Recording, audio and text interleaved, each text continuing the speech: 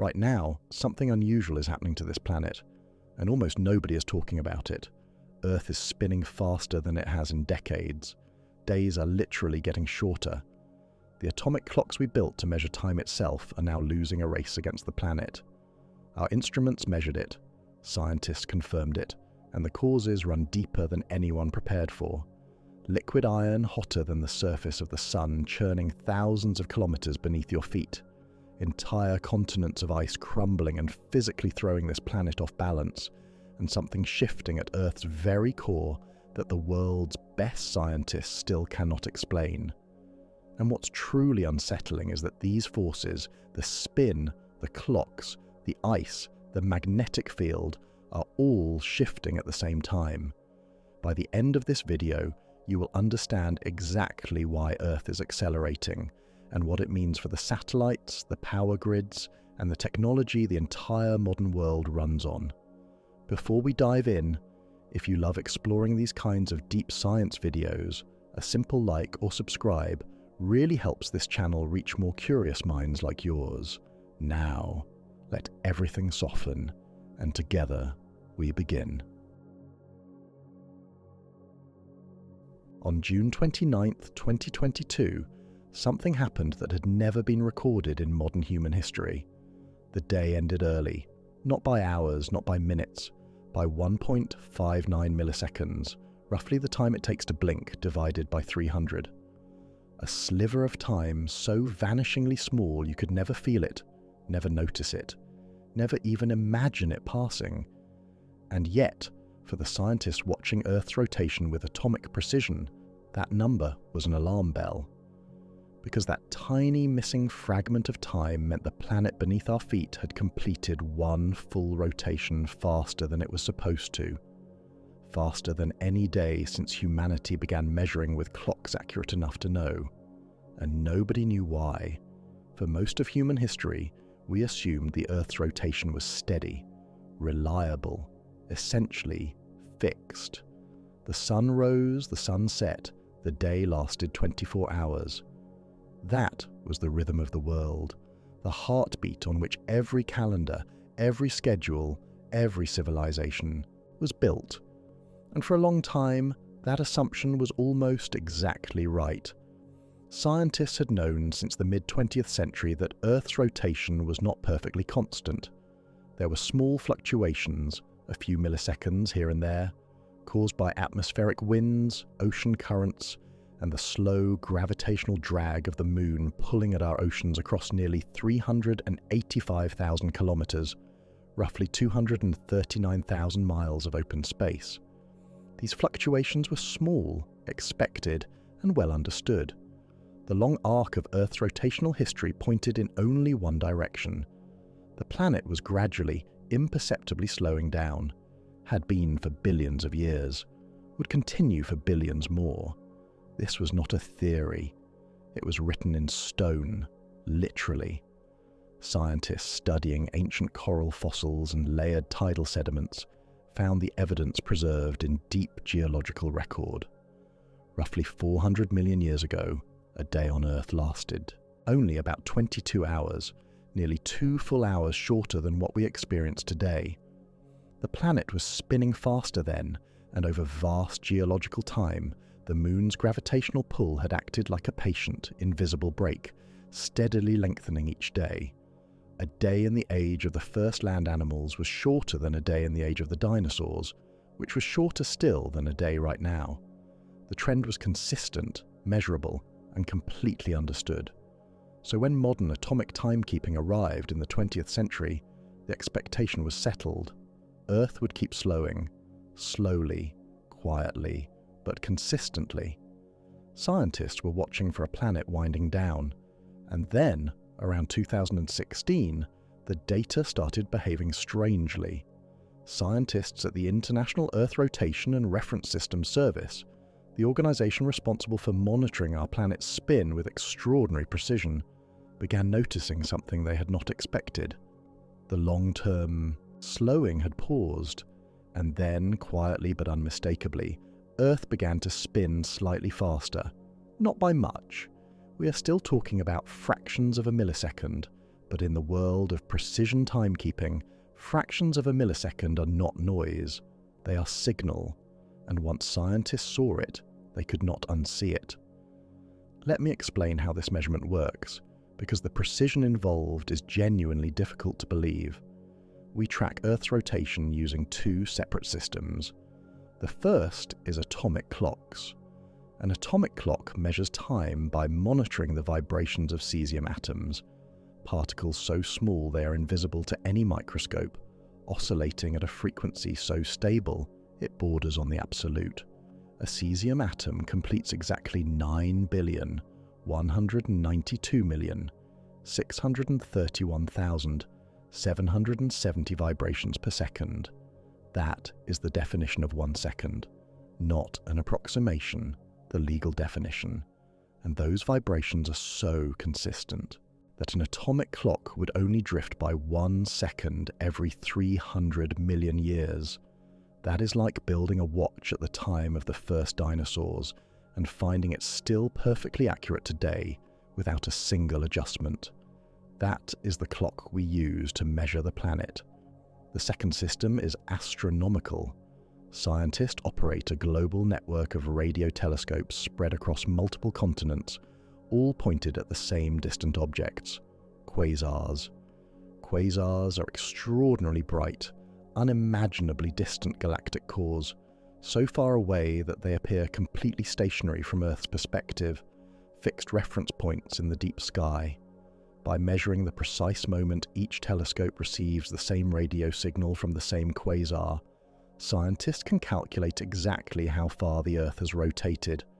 It is like using a landmark so impossibly remote that it never moves, and detecting the planet's wobble against it. Picture this. Imagine you are trying to measure whether your chair has shifted position, not by looking at the chair, but by watching whether a single point on a wall 1 kilometre, about 2/3 of a mile, away, has moved by the width of a human hair. That is roughly the level of precision these telescopes achieve. And the moment those two systems, the atomic clock and the astronomical observation, disagree, scientists know the planet has changed. From 2016 onward, they kept disagreeing. Earth was arriving at its rotational position slightly ahead of schedule, not every day, but with increasing regularity. And between 2020 and 2025, something remarkable happened. The records began to fall. Scientists started logging a cluster of unusually short days, unlike anything in the modern measurement era. Not one anomaly, not two, but a building pattern, a sustained shift running in the opposite direction of every expectation. Then came June 29th, 2022, 1.59 milliseconds shorter than a standard day. At that moment, it became one of the shortest days ever recorded since humanity began using atomic clocks to track Earth's rotation. The kind of stillness that follows a number like that is hard to describe. Think about what 1.59 milliseconds actually is. The human eye processes a visual image in roughly 13 milliseconds, so the time missing from that day was shorter than 1/8 of a single blink. Your nervous system cannot perceive it. No instrument you carry can feel it. And yet it was real, precisely measured, and deeply puzzling. Here is where this stops being a story about scientists and their instruments. Every GPS satellite orbiting above the planet right now, and there are dozens of them circling at roughly 20,000 kilometers, about 12,400 miles above your head, relies on timing accurate to the nanosecond. 1 nanosecond is 1/billionth of a second. If the timing system drifts by even 1 microsecond, 1/millionth of a second, the position a GPS receiver calculates shifts by approximately 300 meters, nearly 1,000 feet. Your phone's navigation, every commercial aircraft in the sky, the precision guidance systems managing global shipping across oceans, all of it rests on the assumption that we know, at every moment, exactly where Earth is in its rotation. The internet depends on it too. Financial markets execute trades in microseconds, and the timestamps that govern those trades, the ones that prevent fraud, that synchronize banking systems across 12 time zones simultaneously are anchored to coordinated universal time, which is anchored to the rotation of the planet, which is now behaving in a way no model fully anticipated. You are living on a clock, and the clock is keeping different time than anyone expected. The International Earth Rotation and Reference System Service, based in Paris, France, has the extraordinary responsibility of reconciling atomic time with planetary reality. When the difference between the two grows large enough, when the planet's actual position drifts more than about 0.8 of a second away from what our clocks say it should be, this organization announces a leap second, 1 extra second added to the world's clocks, keeping global timekeeping aligned with the actual movement of the Earth. Since 1972, when the system began, scientists had added 27 of these extra seconds, every single one of them positive, meaning Earth was always running slightly behind atomic time, and the clocks had to wait for the planet to catch up. But then scientists began discussing something that had never been seriously considered before, a negative leap second, not adding a second to global time, removing one. Because the planet was no longer running slow, the engineering communities managing the world's digital infrastructure were unsettled. A negative leap second had never been implemented. Systems built on the assumption that coordinated time only ever moves forward, that a second is never subtracted, had no guarantee of handling it cleanly. Some engineers warned that removing a second could trigger cascading failures in major network infrastructure, the kind that propagate invisibly until something significant breaks. 1.59 milliseconds per day, and it had reached the threshold of global consequence. The instruments were clear. The data was unambiguous. From roughly 2016 onward, Earth's rotational pattern had shifted in a direction no long-term model had predicted. Atmospheric winds could explain some of it. Large-scale air movements redistribute mass across the planet and nudge its spin rate, the way a spinning top responds differently when its weight shifts even slightly off-center. Ocean circulation contributed variations too. Seasonal groundwater redistribution left its faint signature in the record. But none of these factors, taken separately or together, fully accounted for the sustained change the data was showing. The shift was too consistent, too persistent. Something else was influencing the spin of an entire planet. Something less visible, something deeper, something the instruments at the surface could detect only as a quiet, persistent signal rising steadily through the background noise. The planet was keeping its own rhythm, and for the first time in the modern era, that rhythm had quietly, inexplicably changed. What could drive a change like this? What force, operating somewhere beneath the surface of the world, could shift the rotation of an entire planet, even by fractions of a millisecond, and sustain that shift not for days or weeks, but for years? The surface had no answer. The atmosphere had no answer. The oceans had no answer. The answer, it turns out, begins thousands of kilometers below all of it, in a place where iron moves, like a slow river in the dark, where temperatures exceed 5,000 degrees Celsius, nearly 9,000 degrees Fahrenheit, hotter than the visible surface of the sun, and where forces operate on timescales that make all of human civilization feel like a single afternoon. But before we go that deep, there is something closer we need to understand. Something that may seem entirely mundane at first. The question of how two different ways of measuring time can quietly pull apart, and what happens to the world we have built when they do. We have always assumed that a second is a second. That seems like the safest assumption a civilization could make. A second is the smallest unit of time most of us think about in daily life. It ticks, it passes, another follows, the clock on your wall, the timer on your phone, the timestamp on every email you have ever sent. All of them agree. All of them keep the same time.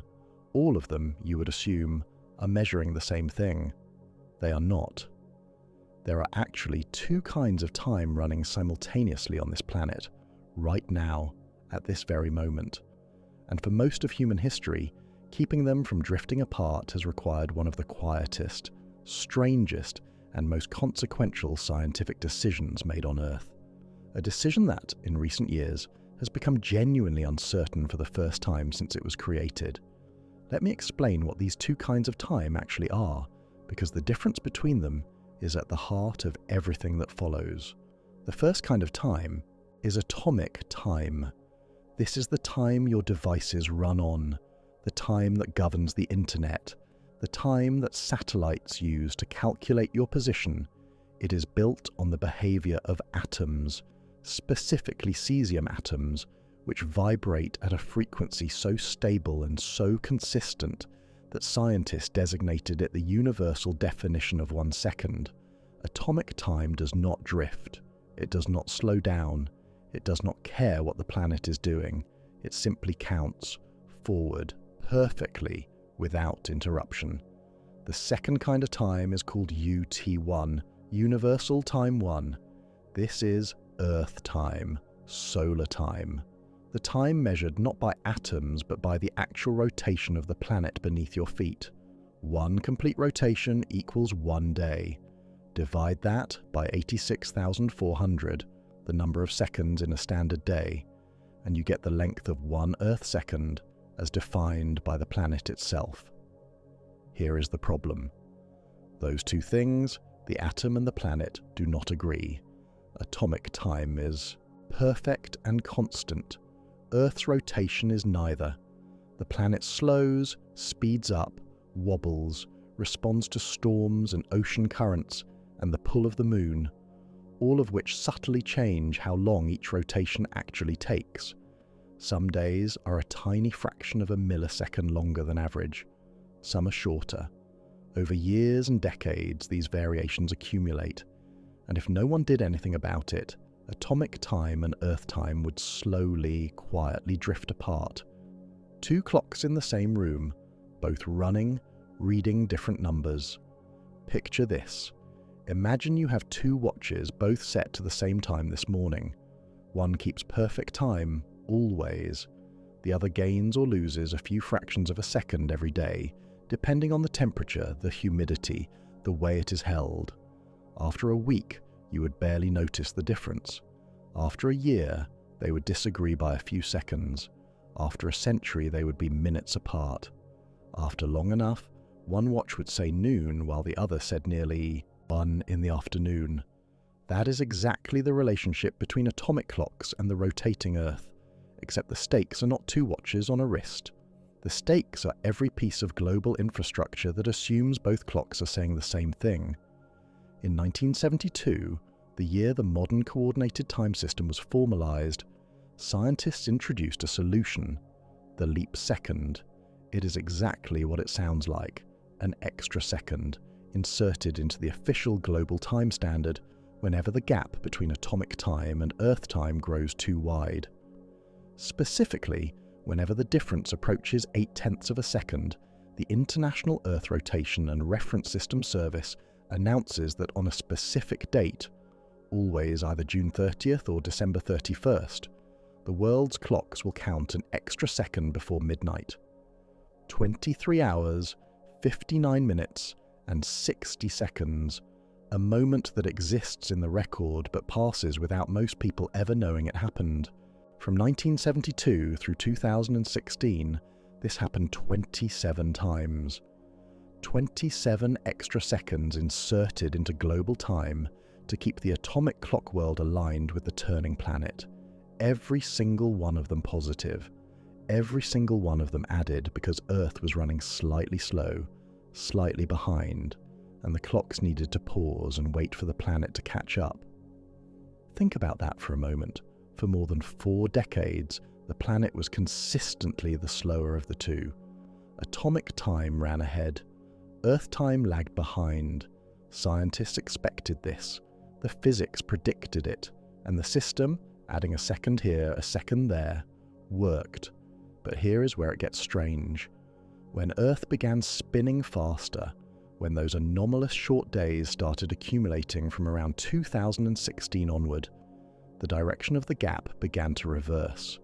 For the first time in the history of the leap second system, Atomic time was no longer running ahead of the planet. The planet was running ahead of atomic time. Earth was arriving at its rotational position slightly early, consistently, persistently, and the gap was growing in the wrong direction. Scientists and engineers began discussing something that had never seriously been considered in the 50-year history of coordinated time: a negative leap second. Not adding a second to the world's clocks, removing one, making 1 minute somewhere on a specific night last only 59 seconds instead of 60. The moment that idea entered serious technical discussion, the engineering community took notice. Let me be precise about what we are actually talking about, because the word second can feel abstract until you see what it touches. The internet does not run on continuous time. It runs on timestamps, tiny digital labels attached to every packet of data that crosses a network, every transaction that clears a server, every request your browser makes when you load a page. These timestamps allow systems distributed across the planet to agree on the sequence of events. Which data arrived first? Which transaction happened before which other transaction? Which command was issued, and in what order? A single second of disagreement in this system does not mean a page loads slowly. It can mean data sequences invert. It can mean a financial trade that was supposed to happen before a price change is recorded as happening after it.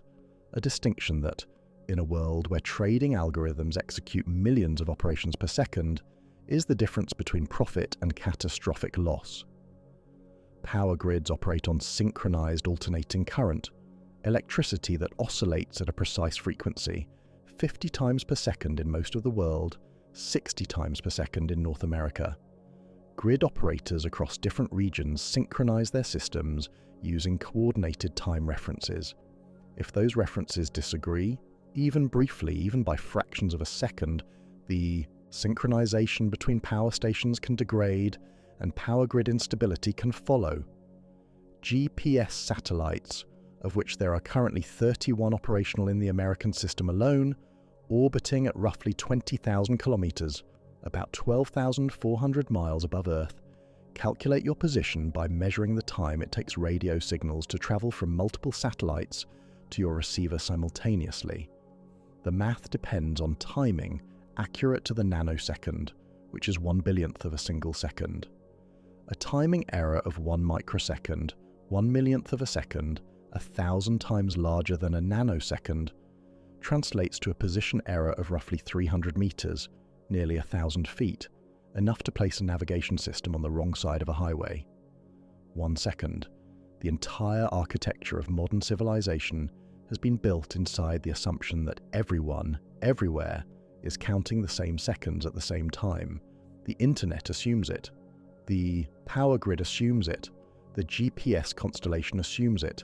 The global financial system assumes it. Every server, every satellite, every synchronized network on Earth assumes it.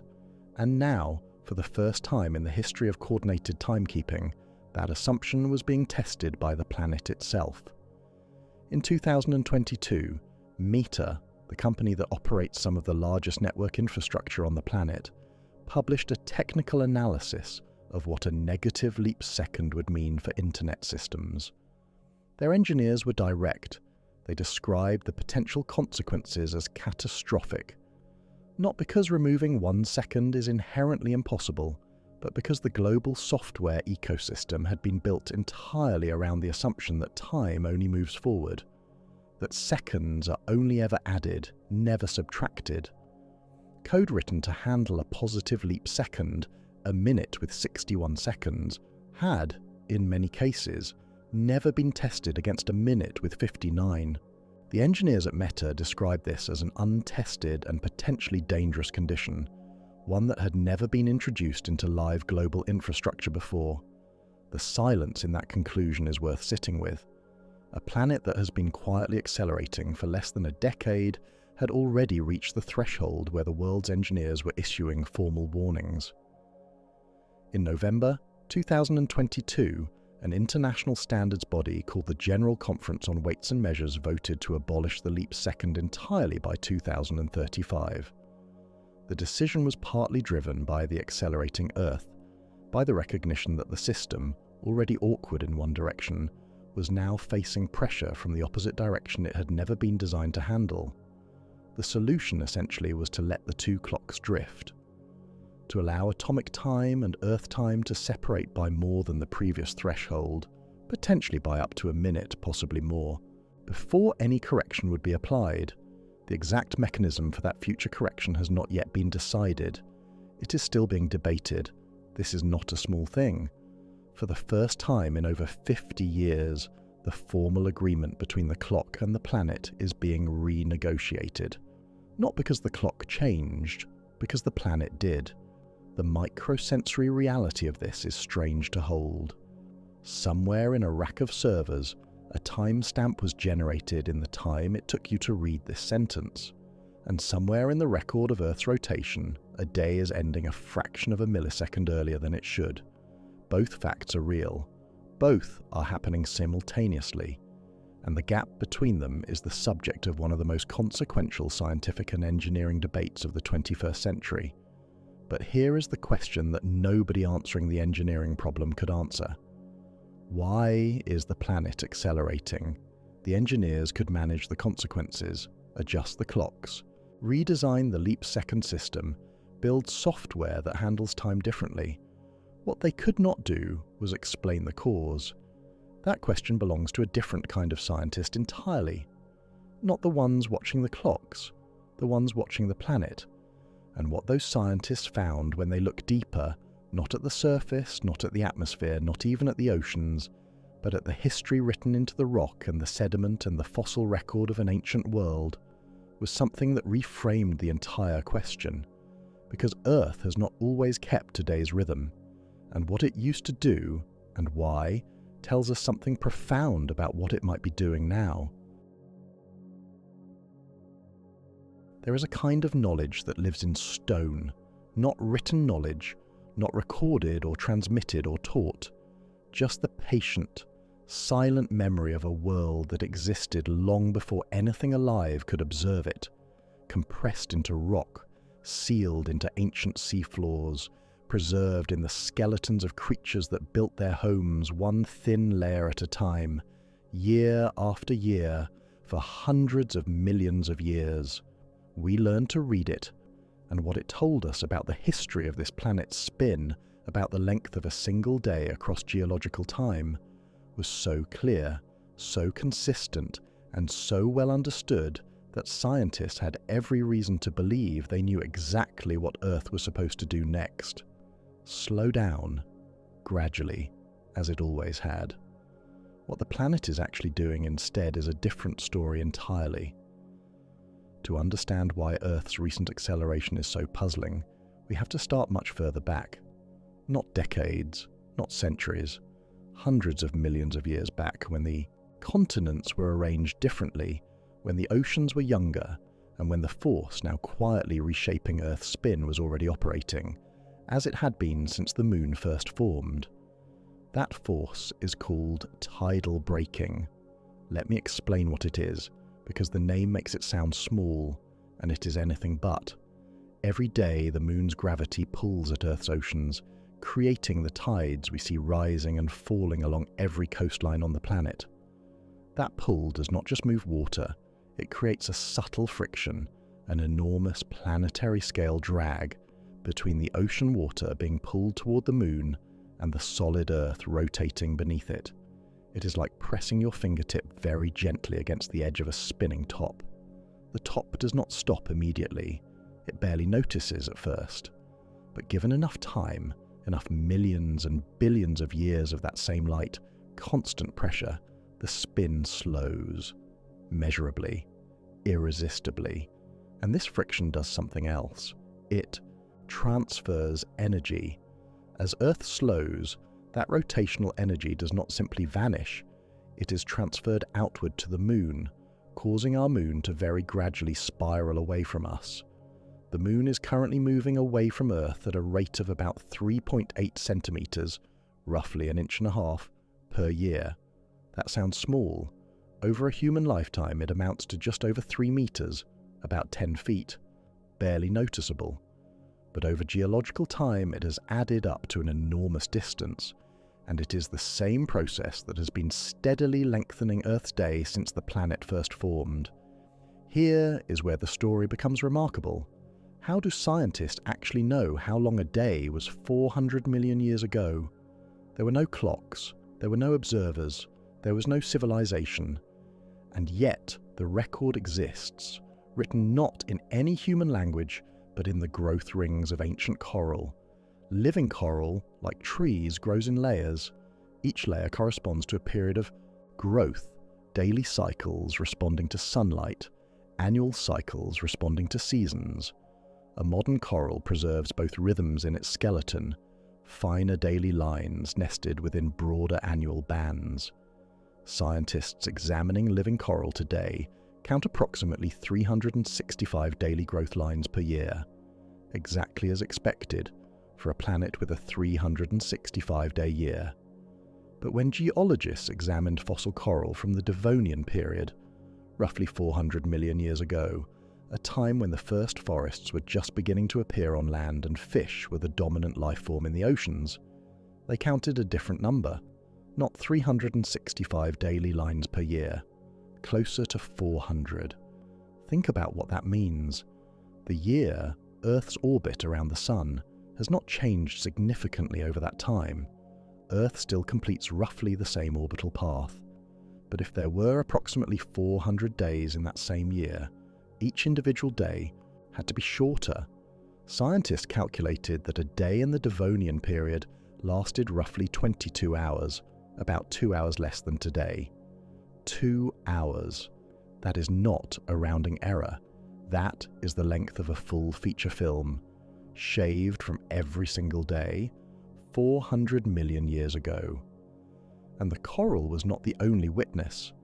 Geologists also study formations called tidal rhythmites, layers of sediment deposited by tides in ancient coastal environments, preserved in rock over hundreds of millions of years.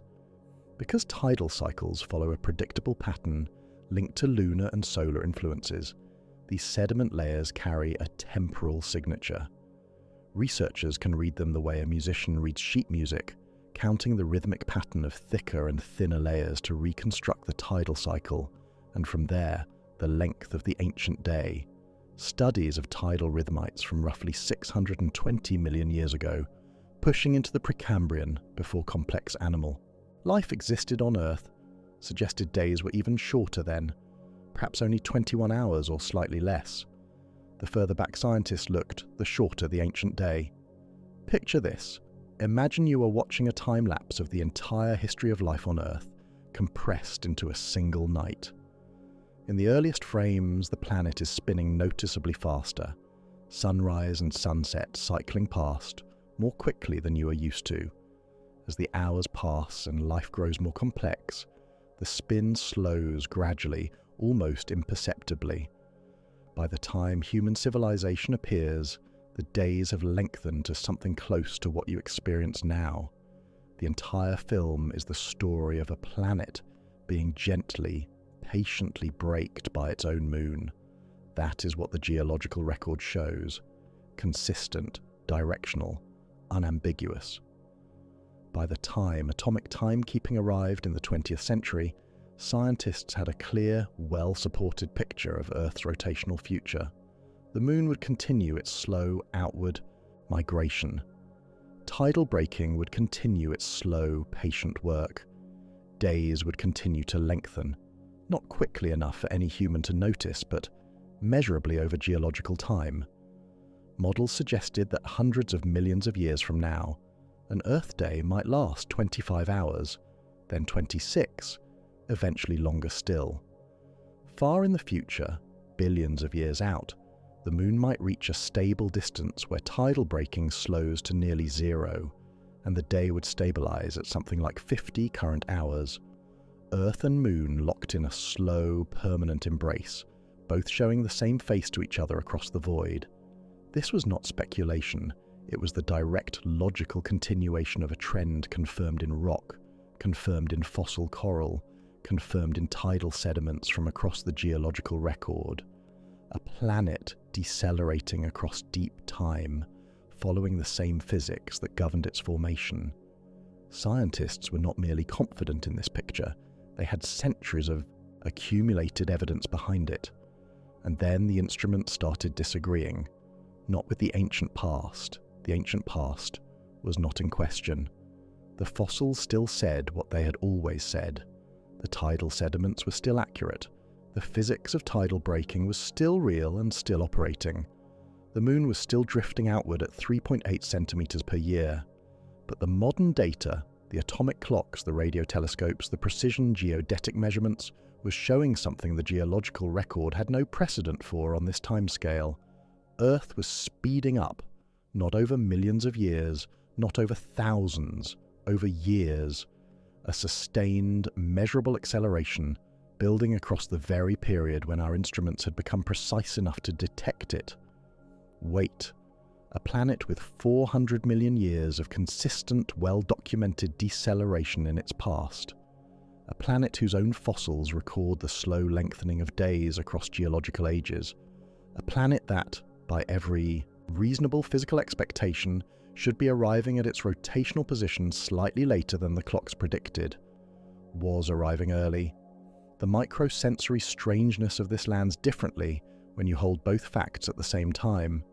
The coral skeleton of a Devonian reef, 400 million years old, faithfully recording 400 days per year, and an atomic clock in a laboratory, accurate to 1 second in 300 million years, recording a day in June of 2022 that ended 1.59 milliseconds too soon. Both are true, and they are pulling in opposite directions. Here is where the scientific debate becomes genuinely unresolved and genuinely important. The long-term deceleration is not in dispute. Tidal breaking is real, documented, and ongoing. Earth is still losing rotational energy to the moon. That has not stopped. On the scale of millions of years, the day is still getting longer, but on the scale of years and decades, something else is layered on top of that long-term trend, a shorter cycle variation that can, temporarily, push the spin in the opposite direction. The question scientists are actively debating is what is driving that shorter cycle variation right now, and whether what we are seeing since 2016 represents a temporary fluctuation or something more sustained. Some researchers point to changes in Earth's fluid systems, the atmosphere, the oceans, the movement of groundwater, redistributing mass across the planet and subtly altering its spin rate. Others point deeper, to changes in the flow of molten iron in Earth's liquid outer core, thousands of kilometers below the surface, exchanging angular momentum, rotational energy, with the solid planet above it in ways that can produce exactly this kind of decade-scale acceleration. Both explanations are supported by published research. Neither has been conclusively established as the dominant cause, and the data, at this point, cannot fully separate them. What scientists agree on is this: the acceleration is real, the trend is measurable, and it sits in direct tension with the 400 million year story the fossils have been telling. You are living at the moment when those two stories meet and have not yet resolved. There is something worth holding on to before we go further. The geological record does show that Earth's rotation is not a perfectly smooth, one-directional story. Embedded within the long trend of deceleration, scientists have found evidence of fluctuations, periods when the rate of slowing itself changed, when other forces briefly competed with tidal breaking. The planet has never been a simple machine running on a single mechanism. It is a layered, coupled system, oceans influencing atmosphere, atmosphere influencing rotation, deep interior influencing everything above it. And those layers interact in ways that can, over shorter timescales, produce motion that looks counterintuitive against the longer trend. The recent acceleration does not erase the 400 million year record, but it does raise a question that the fossils alone cannot answer. If something is pushing Earth's rotation in an unexpected direction, persistently, measurably across nearly a decade of modern data, where is that push coming from? The surface has no answer to give us. The atmosphere offers partial explanations, the oceans contribute their fraction, but the numbers do not fully add up, which means the answer, or at least a major part of it, must come from somewhere we cannot directly see. Somewhere no instrument has ever physically reached. Somewhere the temperature exceeds that of the sun's visible surface, and the pressure is so extreme that iron itself flows like a slow, dark river in the absence of any light at all. To understand what is happening to the spin of this planet, we have to go inside it, deep inside, past the crust we stand on, past the rocky mantle beneath our feet, past the point where any human probe has ever travelled, all the way down to the hidden engine at the centre of the world. No one has ever been there, not even close. The deepest hole ever drilled into Earth's surface, the Kola Super Deep Borehole in Russia, a project that ran for nearly 2 decades and pushed further into the ground than any other human effort in history, reached a depth of about 12 kilometers, roughly 7.5 miles. That sounds deep. It is by any human standard an extraordinary engineering achievement, but Earth's radius is over 6,300 kilometers, nearly 4,000 miles, which means humanity's deepest physical reach into this planet amounts to less than 0.2% of the distance to its center. We have barely scratched the surface, literally, and yet we know, with remarkable precision, what is down there. We know the temperature, we know the pressure, we know the composition of layers we will never physically touch, and we know, this is the part that matters for everything we have been discussing, that those hidden layers are moving, right now, in ways that reach all the way up to the surface, to the length of a day, to the timestamps on every digital transaction happening anywhere on Earth. Let me walk you through what the planet actually looks like on the inside, because the structure is both simpler and stranger than most people realize. The outermost layer is the crust, the rocky shell we live on. Beneath the oceans, it is typically about 7 kilometers, roughly 4.5 miles thick. Beneath the continents, it averages about 35 kilometers, about 22 miles. That sounds substantial, but relative to the whole planet, the crust is thinner, proportionally, than the skin of an apple. Below the crust lies the mantle, an enormous layer of rock extending down roughly 2,900 kilometers, about 1,800 miles toward the center. The mantle is not liquid, but it is not rigidly fixed either. Over millions of years, the rock of the mantle flows very slowly, driven by heat from below, the way glass can technically flow over centuries if left in place. It is solid on human timescales, but behaves like an extraordinarily thick, slow fluid on geological ones. Then we reach something that changes everything. At roughly 2,900 kilometers, 1,800 miles and below the surface, the rock of the mantle gives way to something that should not be there by any simple intuition. Liquid metal, the outer core, an ocean of molten iron and nickel, so vast it could swallow the moon several times over, churning under pressures and temperatures that strain the imagination. The temperature at the top of the outer core reaches approximately 3,500 degrees Celsius, over 6,300 degrees Fahrenheit, hotter than the surface of the sun, and it extends inward for another 2,300 kilometers, about 1,400 miles before something changes again. At the very center of the planet, a ball roughly 1,200 kilometers across, about 750 miles in radius, roughly the size of the moon. The iron is solid, under pressures so extreme that even at those temperatures, the atoms cannot arrange themselves as a liquid. This is the inner core, solid, dense, and, as scientists have recently discovered, possibly moving in ways that are only beginning to be understood. Now here is the part that connects all of this to the surface. The liquid outer core is not sitting still. It is convecting, circulating, driven by heat rising from the inner core below and by the rotation of the planet above.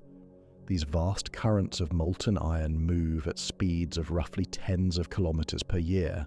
That sounds slow, but in geological terms it represents an enormous, continuous flow of electrically conducting metal through space.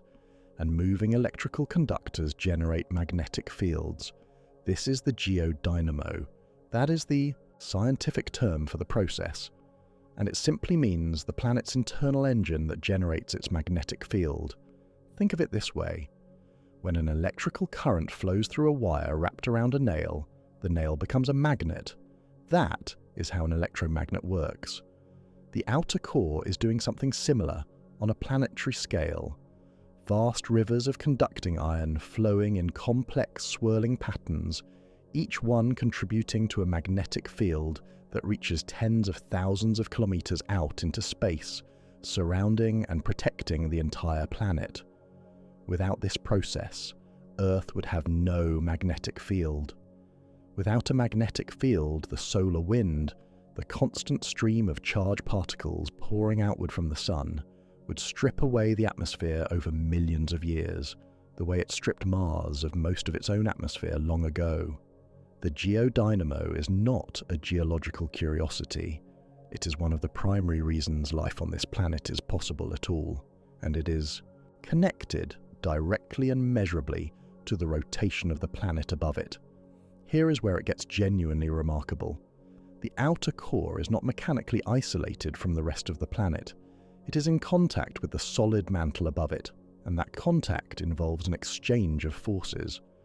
As the liquid iron circulates, it exerts pressure against the mantle boundary, and the planet's rotation influences how those iron currents flow. The system is coupled, each layer affecting the layers above and below it, exchanging what physicists call angular momentum. Angular momentum is simply the quantity that describes how much rotational motion an object has, like the difference between a slow merry-go-round and a fast one. Imagine a figure skater pulling their arms inward during a spin.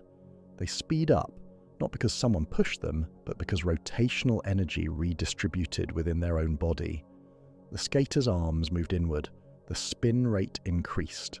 The total rotational energy of the system was conserved, but it shifted. Something analogous happens between Earth's layers. When the flow patterns in the liquid outer core change, when iron currents shift or reorganize, angular momentum can transfer between the core and the mantle, and when the mantle changes its rotational contribution, the crust above it, the surface we live on, changes too, faster or slower by fractions of a millisecond, enough to show up in the atomic clock data, enough to shorten a day by 1.59 milliseconds on June 29, 2022. The connection between iron flowing 3,000 kilometers, nearly 1,900 miles below your feet, and the length of a day you experience is not theoretical. It is measured, documented, written into the data. But how do scientists actually study something so deep and so inaccessible? No probe has gone there, no camera has seen it, no sample has ever been retrieved. The answer is seismic waves. When an earthquake occurs anywhere on Earth, it sends waves of energy radiating outward through the planet in all directions, some traveling through the surface, others burrowing deep into the interior. These waves behave differently depending on the material they pass through. They slow down in some layers, speed up in others, bend as they cross boundaries between different compositions, and some types of waves cannot travel through liquid at all. By recording these waves at seismic stations distributed around the globe and analysing how they arrive, their timing, their strength, their direction, scientists can reconstruct a detailed picture of what the waves pass through. It is like performing a medical scan of the entire planet using earthquakes as the energy source and seismometers as the detectors. The resolution is not perfect.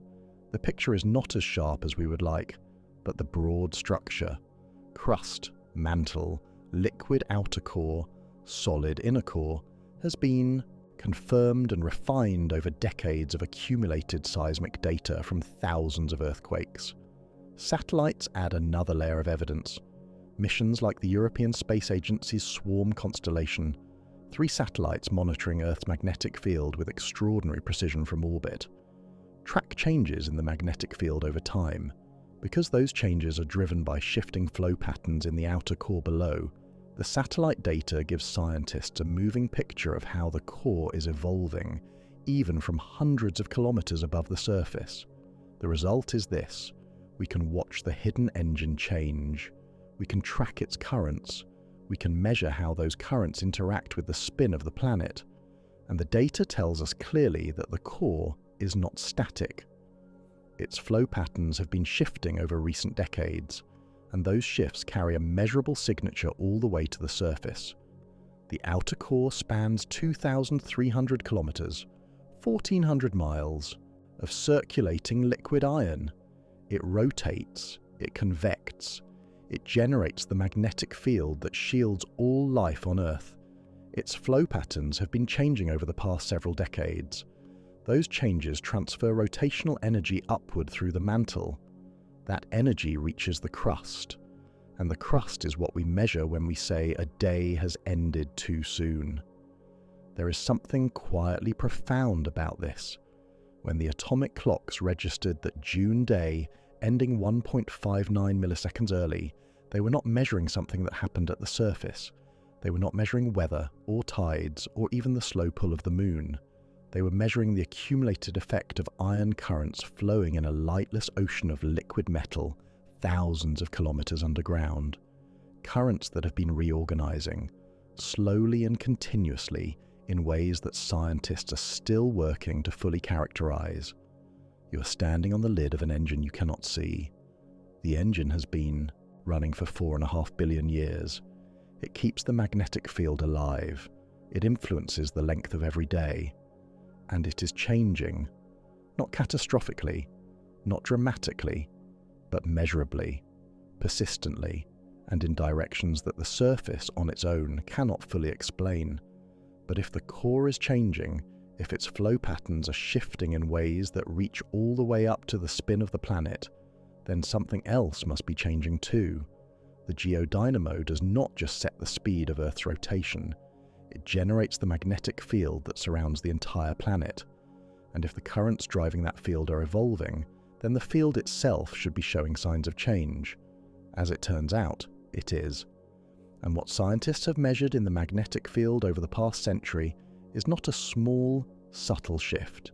It is something large enough and strange enough that it has its own name, its own dedicated monitoring network, and its own set of unanswered questions that reach far deeper than anyone anticipated. Something at the center of this planet may be doing something no one fully understands. Not at the surface, not in the atmosphere, not even in the liquid iron ocean of the outer core we just explored. Deeper still, at the very heart of the world, a solid ball of iron roughly the size of the moon, buried under 6,000 kilometers, nearly 3,700 miles of rock and metal. Something unexpected appears to be happening. It may be spinning at a different speed than the rest of the planet, and in recent years the evidence suggests it may have slowed, or changed direction, or both. The scientists who study it do not all agree on what it is doing, but they agree on this. Whatever the inner core is doing, it is connected to changes we can measure at the surface. And that connection between the deepest, most unreachable place on Earth and the length of the days we experience is one of the most remarkable and unresolved scientific questions of this century. To understand why the inner core's behavior matters so profoundly, we need to hold in mind what we established about the planet's interior. The outer core is liquid, a vast circulating ocean of molten iron that generates Earth's magnetic field and exchanges rotational energy with the mantle above it. But at the very center of that liquid ocean, something solidified. Under pressures so extreme, roughly 3.5 million times the atmospheric pressure at sea level, iron atoms that would otherwise flow as liquid are locked into a crystalline solid. This is the inner core, dense, hot, and until relatively recently, assumed to be essentially inert, a passive ball of solid metal sitting quietly at the planet's center while everything around it moved. That assumption did not survive contact with the data. The first serious scientific evidence that the inner core might be rotating independently from the rest of the planet came from seismologists, scientists who study how earthquake waves travel through the Earth's interior. Two researchers at Columbia University, Xiaodong Song and Paul Richards, published a landmark study in 1996, analyzing seismic waves from earthquakes that had traveled directly through the inner core, the deepest path any wave can take through this planet. What they found was genuinely puzzling. Waves traveling the same general path through the inner core, but measured years apart, arrived at their destination slightly faster in the later measurements than in the earlier ones. The inner core has a slight structural asymmetry. Its crystal arrangement is not perfectly uniform, which means waves crossing it at certain angles travel faster than at others.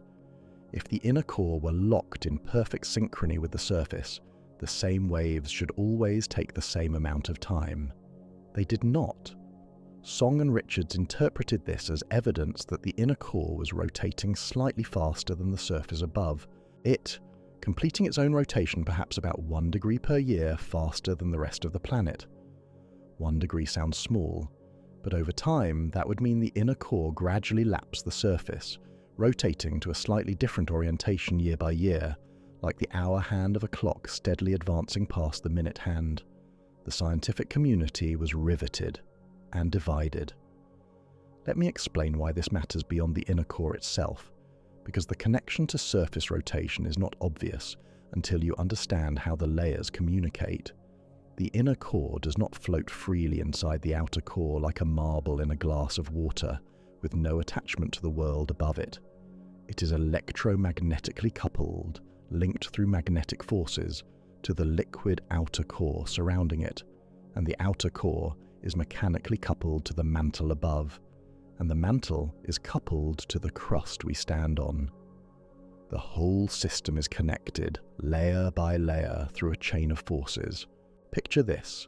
Imagine a set of spinning rings, one inside the other, each one loosely connected to its neighbor through a thin layer of something slightly elastic. Not rigid, not frictionless, but somewhere in between.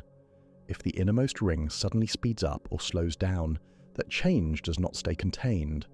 It pulls against the next ring outward, which pulls against the next, and the effect, weakened, delayed, but real, eventually reaches the outermost ring.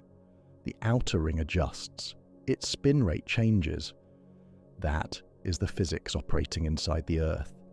If the inner core changes its rotation rate, speeding up, slowing down, oscillating, that change propagates outward through the planet's layers via electromagnetic and mechanical coupling, and it eventually influences the spin rate of the surface, not dramatically, not instantly, but measurably over years and decades. This is one of the proposed explanations for the decade-scale variations in Earth's rotation that scientists have been tracking, including the accelerations of recent years. The inner core may be one of the hidden hands quietly adjusting the speed of a day. But here is where it gets genuinely strange. For roughly 2 decades after Song and Richards' original finding, the picture of a super-rotating inner core, spinning slightly faster than the surface, became the dominant scientific interpretation. Not unanimous, never without its critics, but it was the leading model, supported by multiple subsequent seismic studies. Then, in 2023, a study published by researchers Yi Yang and John Vidal at the University of Southern California used a different approach, analyzing seismic waves from repeated nuclear tests and earthquakes at the same locations over decades, and arrived at a strikingly different conclusion. Their data suggested that the inner core had not been super-rotating continuously. Instead, it appeared to have slowed its rotation relative to the surface around 2009 or 2010, and may have actually begun rotating slightly slower than the surface. In other words, lagging behind rather than running ahead. The inner core, by their analysis, was not maintaining a steady differential spin. It was oscillating, moving forward relative to the surface, then backward, cycling back and forth over a period of roughly 70 years or so. Wait.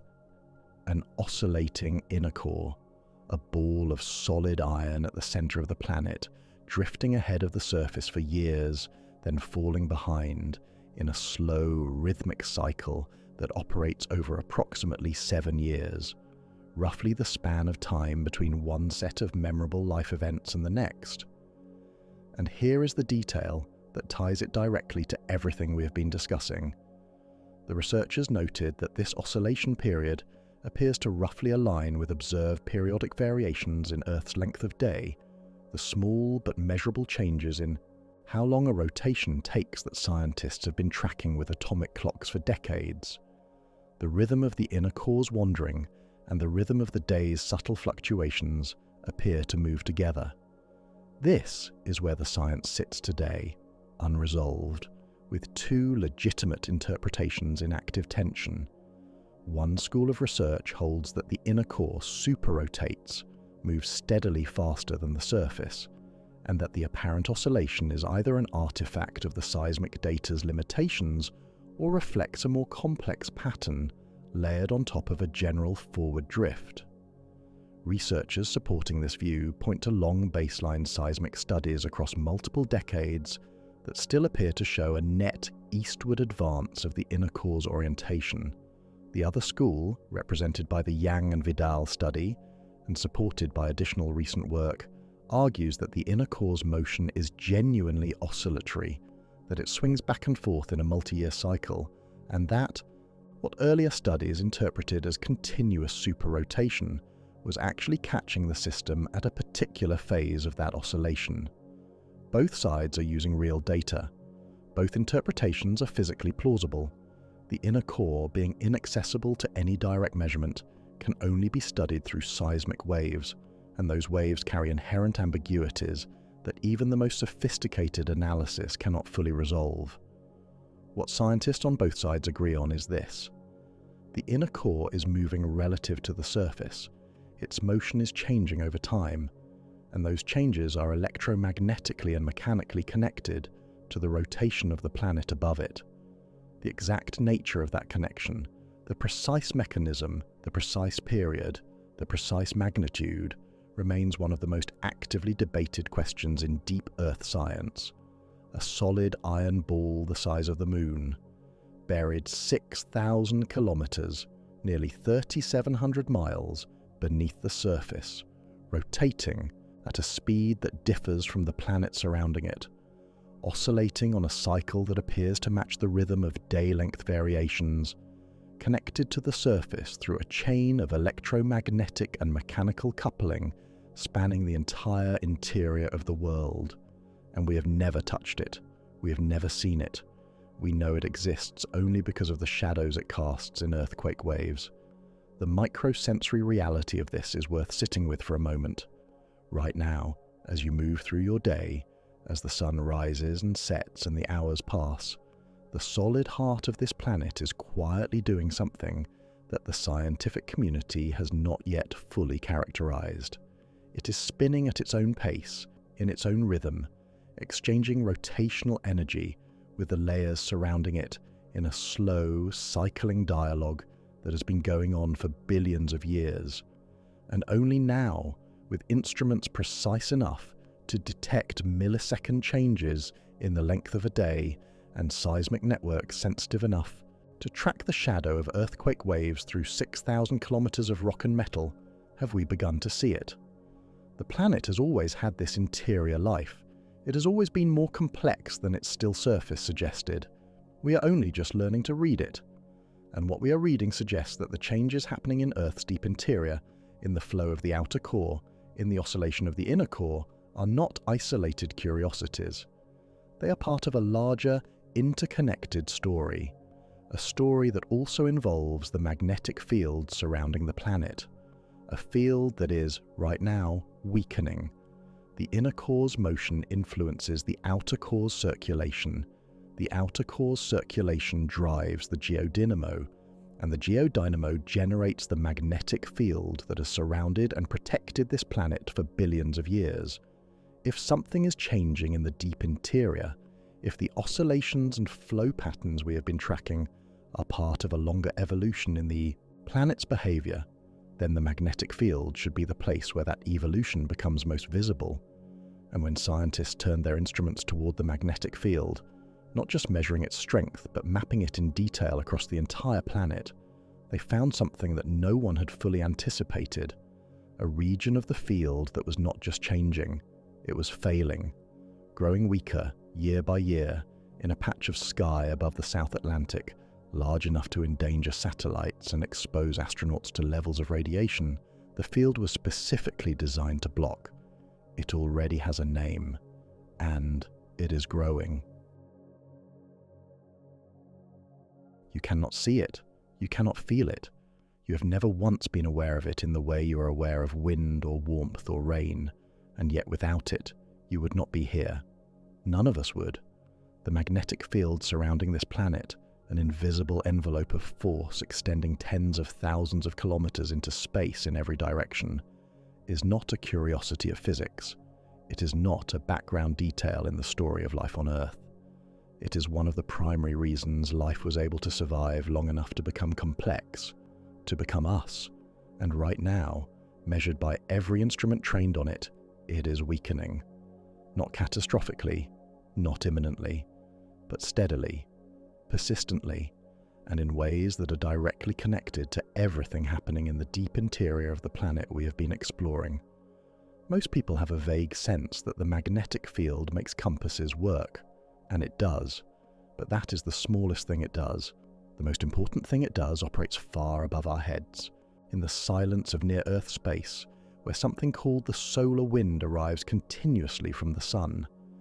The solar wind is a constant outpouring of charged particles, protons, electrons, high-energy ions, streaming outward from the sun in all directions at roughly 400 kilometers per second, about 250 miles per second.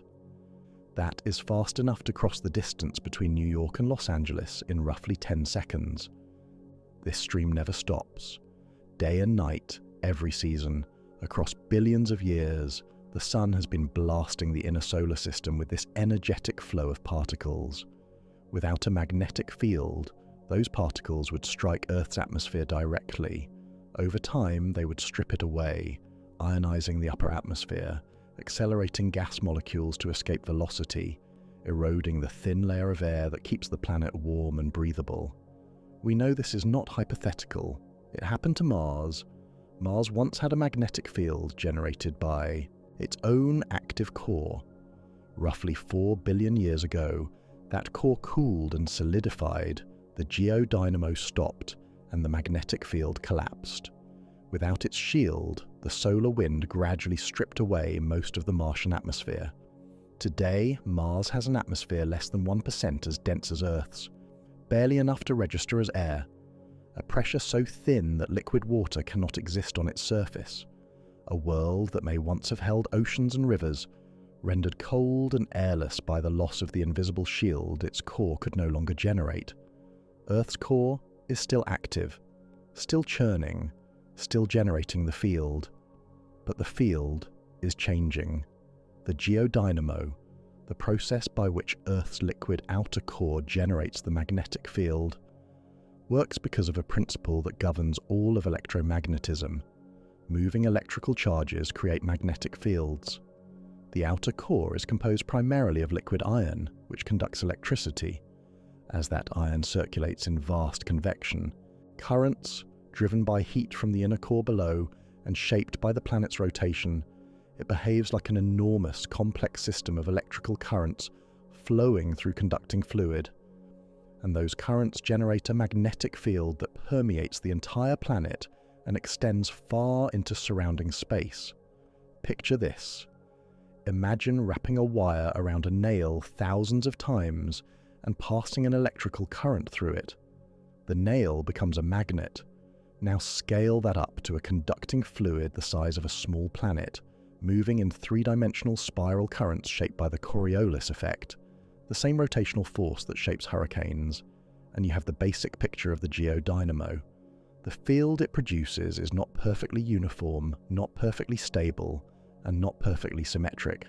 It has always been a dynamic, living structure, shaped by the ever-changing patterns of flow in the iron below.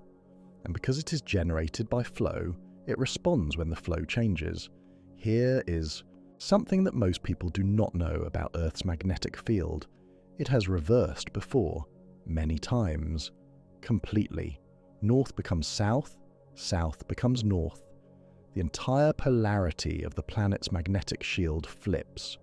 We know this because of a remarkable property of certain rocks. When lava flows and cools into basalt, tiny iron-bearing minerals within the rock align themselves with whatever magnetic field exists at that moment, like microscopic compass needles frozen in place as the rock solidifies. Scientists can read those ancient alignments like a magnetic diary of the planet's history, and what the diary shows is extraordinary. Over the past 83 million years, a span of time that stretches back past the extinction of the dinosaurs, past the first flowering plants, deep into the age of the great reptiles, Earth's magnetic field has reversed roughly 183 times. That is not a typo. 183 complete polarity reversals, preserved in the rock record, each one representing a period when the field weakened, became complex and multipolar, and then reorganized in the opposite direction. The last full reversal happened approximately 780,000 years ago, a time when anatomically modern humans did not yet exist, when our ancestors were a species called Homo heidelbergensis, living in small groups across Africa and Europe. The reversal before that was roughly 1 million years prior. The intervals between reversals are irregular, sometimes a few 100,000 years, sometimes millions, and the process of reversal itself takes, based on the geological evidence, anywhere from 1,000 to 10,000 years. We are, by the timescales of the geological record, somewhat overdue for the next one. But that long-term context is not what concerns scientists most immediately. What concerns them is the rate of change happening right now on a human timescale. Direct measurements of Earth's magnetic field strength began in the 1830s, when the German mathematician Carl Friedrich Gauss developed the first quantitative method for measuring magnetic field intensity.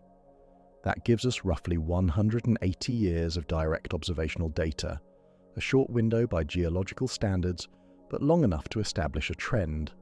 The trend is unmistakable. Since systematic measurement began, Earth's magnetic field has weakened by approximately 9%. 9% in under 2 centuries. That sounds modest. But scientists studying the rate concluded that if this pace of weakening were sustained over the coming centuries, the field could reach levels within the next 1,000 to 2,000 years that would begin to meaningfully reduce its protective effectiveness and potentially signal the early stages of a polarity reversal. This is not a prediction. It is an observation of a trend that may accelerate, stabilize, or reverse. The geological record makes clear that the field has weakened and recovered before without a full reversal occurring. But the weakening is real, it is measured, and it is connected directly to what is happening in the planet's deep interior. The field is generated by iron currents in the outer core. Those currents are changing, their flow patterns shifting over decades. The field they produce is weakening at a rate measurable within a human lifetime. Certain regions of the field are weakening far faster than the global average, and one of those regions has been growing quietly for decades. It has a name, and it sits directly above the South Atlantic. What makes the current weakening so scientifically significant is not just the numbers. It is what they reveal about the relationship between the surface we inhabit and the processes operating far beneath it. The geodynamo is not a stable machine running at constant output. It is a dynamic system, sensitive to changes in the flow patterns of the outer core, influenced by exchanges of energy with the inner core below and the mantle above, shaped by the planet's rotation and the slow redistribution of heat through the interior. When the flow patterns in the outer core reorganize, as the seismic data and satellite observations suggest they have been doing over recent decades, the magnetic field responds, its structure shifts, its strength varies. Certain regions weaken while others hold. The weakening field is not separate from the rotation anomalies we have been tracking. It is not separate from the inner core oscillations debated by seismologists. It is not separate from the shifts in the geodynamo that carry angular momentum to the surface. All of these signals, the shortening days, the oscillating inner core, the changing core flow patterns, the weakening magnetic field, are different faces of the same underlying reality. The planet's deep interior is in a state of change, and the magnetic field is where that change becomes most visible to us. You are living inside a magnetic shield that has protected life on Earth for billions of years, and right now, that shield is measurably, demonstrably thinner than it was when your great-great-grandparents were born. Not broken, not failing, but changed. Quietly, persistently changed. The global weakening of the magnetic field is troubling enough on its own terms, but it is not uniform. It is not spread evenly across the planet, like a blanket losing thread count everywhere at once. It is concentrated, focused, deepest in one specific region of the planet, a vast patch of weakened magnetic shielding hanging over the South Atlantic Ocean, stretching from South America towards southern Africa, where the radiation belts that normally orbit safely above the atmosphere dip unusually close to Earth's surface. Satellites passing through it suffer unexpected electronic failures. Astronauts report unusual visual phenomena when crossing its boundaries. NASA and the European Space Agency monitor it continuously because its behavior directly affects the safety of every spacecraft in low Earth orbit. It is expanding. It has been expanding for decades, and it may be splitting in two. The South Atlantic anomaly is not a future concern. It is here. It is measured. And what it tells us about the state of the planet's magnetic engine may be the most striking piece of this entire story. There is a place in the sky above the South Atlantic where the rules change. Not visibly, not dramatically. You could fly through it on a commercial aircraft and feel nothing. No turbulence, no temperature shift, no signal from your body that anything is different. The air looks the same. The ocean below looks the same. The sky above is the same shade of blue it always was. But above that ordinary-looking patch of sky, something is missing. A layer of protection that wraps the entire rest of the planet, the invisible magnetic armor that has deflected billions of years of solar radiation, dips unusually close to Earth in this one region. And in the space where the shield should be at full strength, the particle radiation from space descends far lower than it should. Satellites crossing this region suffer unexplained electronic glitches. Instruments reset without cause. Astronauts on the International Space Station report unusual flashes of light behind closed eyes, not from anything in the cabin, but from high-energy particles passing directly through their skulls and striking their optic nerves. This region has a name. It is called the South Atlantic Anomaly. It is real, it is mapped, it is monitored continuously by space agencies on 3 continents. And it is growing. To understand what the South Atlantic Anomaly actually is, we need to understand what normally surrounds the planet, because what is happening there is best understood as a failure of something that should be present. Earth's magnetic field does not just deflect the solar wind outright. For a significant portion of the charged particles that encounter the field, it does something more complex. It traps them. Particles following magnetic field lines can become caught, spiraling back and forth between the planet's magnetic poles in vast, donut-shaped regions of trapped radiation encircling Earth. These are called the Van Allen radiation belts, named after the American physicist James Van Allen, who discovered them in 1958 using data from Explorer 1, the first American satellite. The inner belt sits at altitudes of roughly 1,000 to 12,000 kilometers, about 600 to 7,500 miles above Earth's surface. The outer belt extends from roughly 13,000 to 60,000 kilometers, about 8,000 to 37,000 miles out. Together, they form 2 nested shells of intense, energetic particle radiation wrapped around the planet, held in place by the strength and geometry of the magnetic field. The key point is this. Under normal conditions, The inner radiation belt does not come close to Earth's surface. It sits well above the planet, contained by the field geometry, posing no direct threat to anything in the lower atmosphere or in low Earth orbit, the region where most satellites and crewed spacecraft operate, typically at altitudes between 200 and 2,000 kilometers, roughly 120 to 1,200 miles up. Except in one place. In the South Atlantic, in a broad region stretching roughly from South America across the southern Atlantic towards southern Africa, the inner radiation belt dips anomalously close to Earth. Instead of sitting safely above low Earth orbit, its lower boundary descends to altitudes where satellites and spacecraft actually fly. The energetic particles that are normally held safely above come within reach of the technology we have placed in orbit. This happens because the magnetic field in this region is weaker than it is everywhere else at the same latitude, and it is weaker because Earth's magnetic field is not perfectly centered on the planet's geographic center. The magnetic dipole, the primary axis of the field, the dominant north-south structure, is offset from Earth's geographic center by roughly 500 kilometers, about 310 miles. That offset, combined with a tilt in the dipole's axis, means that in one region of the planet, the field at a given altitude is significantly weaker than the global average. In that region, the radiation belt descends. The result is a persistent zone of elevated radiation exposure at low Earth orbital altitudes, a patch of sky that functions like a gap in the armor, where energetic particles can reach spacecraft that would be safely shielded anywhere else on the same orbital track. The practical consequences are documented and ongoing. The Hubble Space Telescope, orbiting at roughly 540 kilometers, about 335 miles above Earth, passes through the South Atlantic anomaly approximately 8 times each day.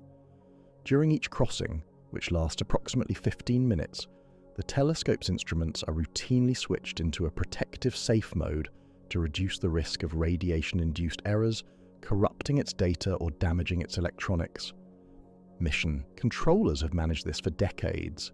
It is simply a standard operational constraint for a spacecraft in that orbit. The International Space Station, orbiting at roughly 400 kilometers, about 250 miles up, also crosses the anomaly regularly. Astronauts on board report a well-documented phenomenon during these crossings: visual flashes, brief streaks and points of light that appear even with eyes closed, even in a darkened cabin. These are not optical illusions. They are caused by high-energy cosmic ray particles and trapped protons passing through the fluid of the eye or through the visual cortex itself, triggering the visual system without any actual light being present. You are not imagining something. A particle traveling at a significant fraction of the speed of light is passing through your brain. For the human body, short-term exposure is manageable. Accumulated over long missions, it represents a measurable increase in radiation dose, one of the reasons long-duration spaceflight requires careful monitoring of crew health. The microsensory reality of that is worth pausing on. A particle that originated in a distant solar event, deflected by Earth's field to spiral through the radiation belt, descends through a weak patch in the armor and passes through a human skull, briefly illuminating the darkness behind closed eyes. The planet's shield, working imperfectly, makes itself felt as a flash of light in a sleeping astronaut's vision. But here is what has changed, and this is what has drawn increasing scientific attention. The South Atlantic anomaly is not static. It has always existed. Spacecraft engineers have known about it since the earliest days of the space age. For decades, it was treated as a fixed navigational hazard, an inconvenience to be managed, but not a growing concern. Then the satellite data began to tell a different story. Observations from ESA's Swarm constellation, 3 satellites launched in 2013 specifically to map Earth's magnetic field in high resolution, along with data from earlier satellite missions, showed that the anomaly had been expanding significantly. The weak field region was growing larger, and its minimum field strength, The weakest point within it was becoming weaker. Research published in tracking the anomaly's evolution showed that between 2014 and the early 2020s, the anomaly expanded measurably, and a second centre of minimum intensity appeared to be developing, suggesting the anomaly may be in the process of splitting into two distinct weak regions. Two centres of magnetic weakness, side by side, above the South Atlantic. This was not anticipated in the modelling. It was not a feature of any simple prediction. It was something the data revealed when scientists looked carefully enough. And it raises a question that researchers are actively debating. Is this the behaviour of a magnetic field temporarily fluctuating, as it has done before across geological time? Or is it showing the early signature of a deeper structural change in the geodynamo below? The leading explanation for the South Atlantic anomaly connects it directly to what we explored in the deep interior of the planet, to the flow of iron in the liquid outer core thousands of kilometers below.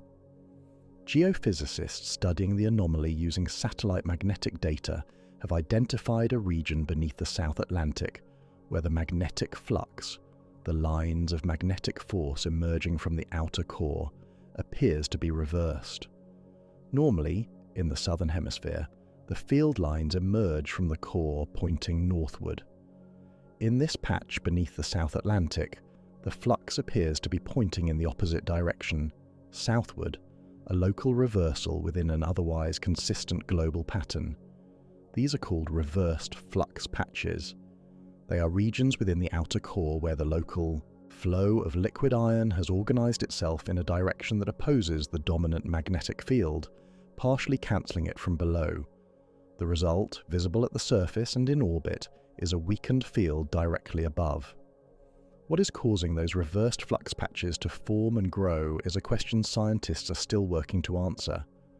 Some models suggest they are driven by the interaction between the outer core flow and the base of the mantle, variations in the thermal and chemical properties of the mantle boundary influencing the pattern of iron circulation immediately below it. Others suggest they reflect deeper reorganizations in the overall flow structure of the outer core, changes that are also leaving their signature in the slowly weakening global field. Neither explanation is conclusively established. Both are supported by published modelling and observational data.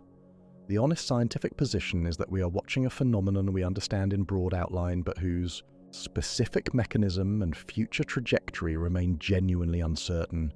The anomaly exists. It is growing. It appears to be developing a second centre.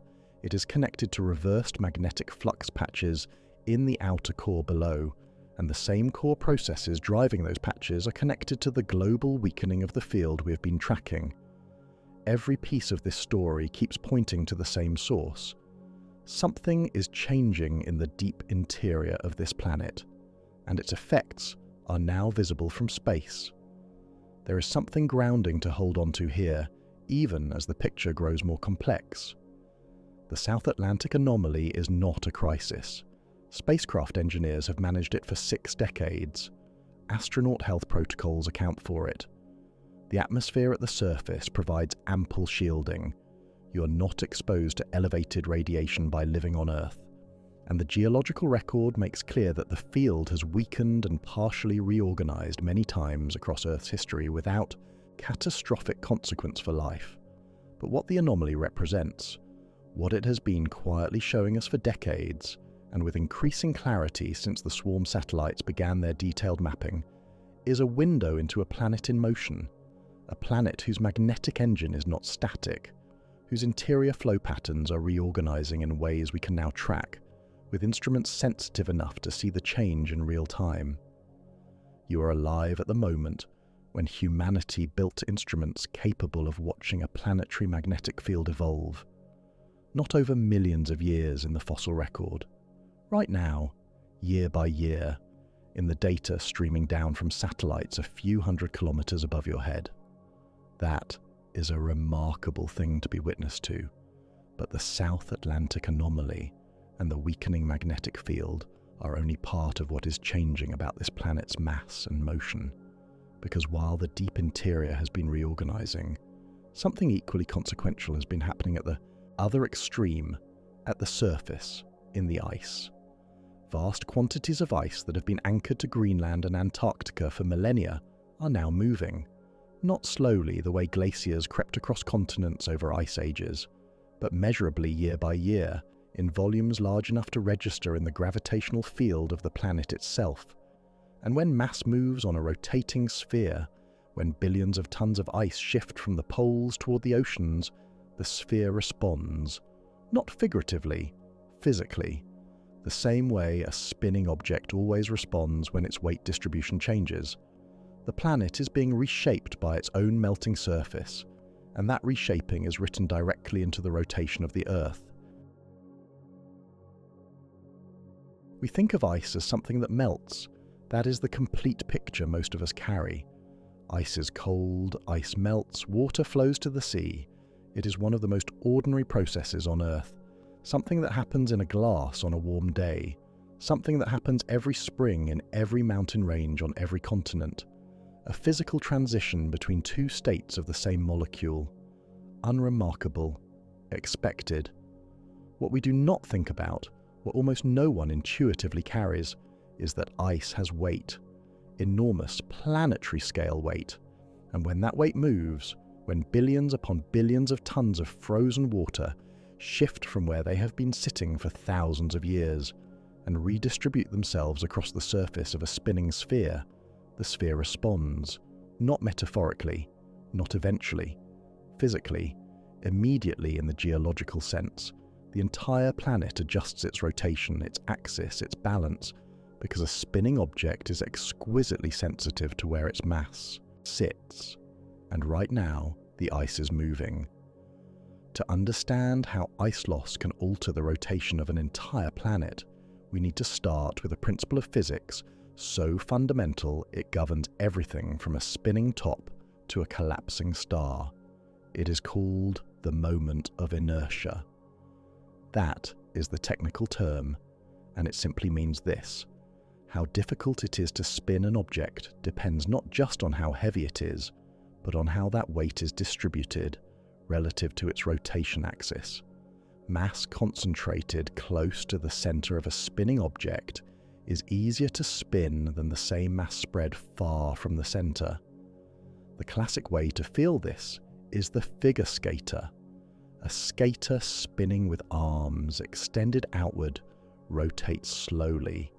The moment they pull their arms in, drawing mass closer to their central axis, they spin dramatically faster.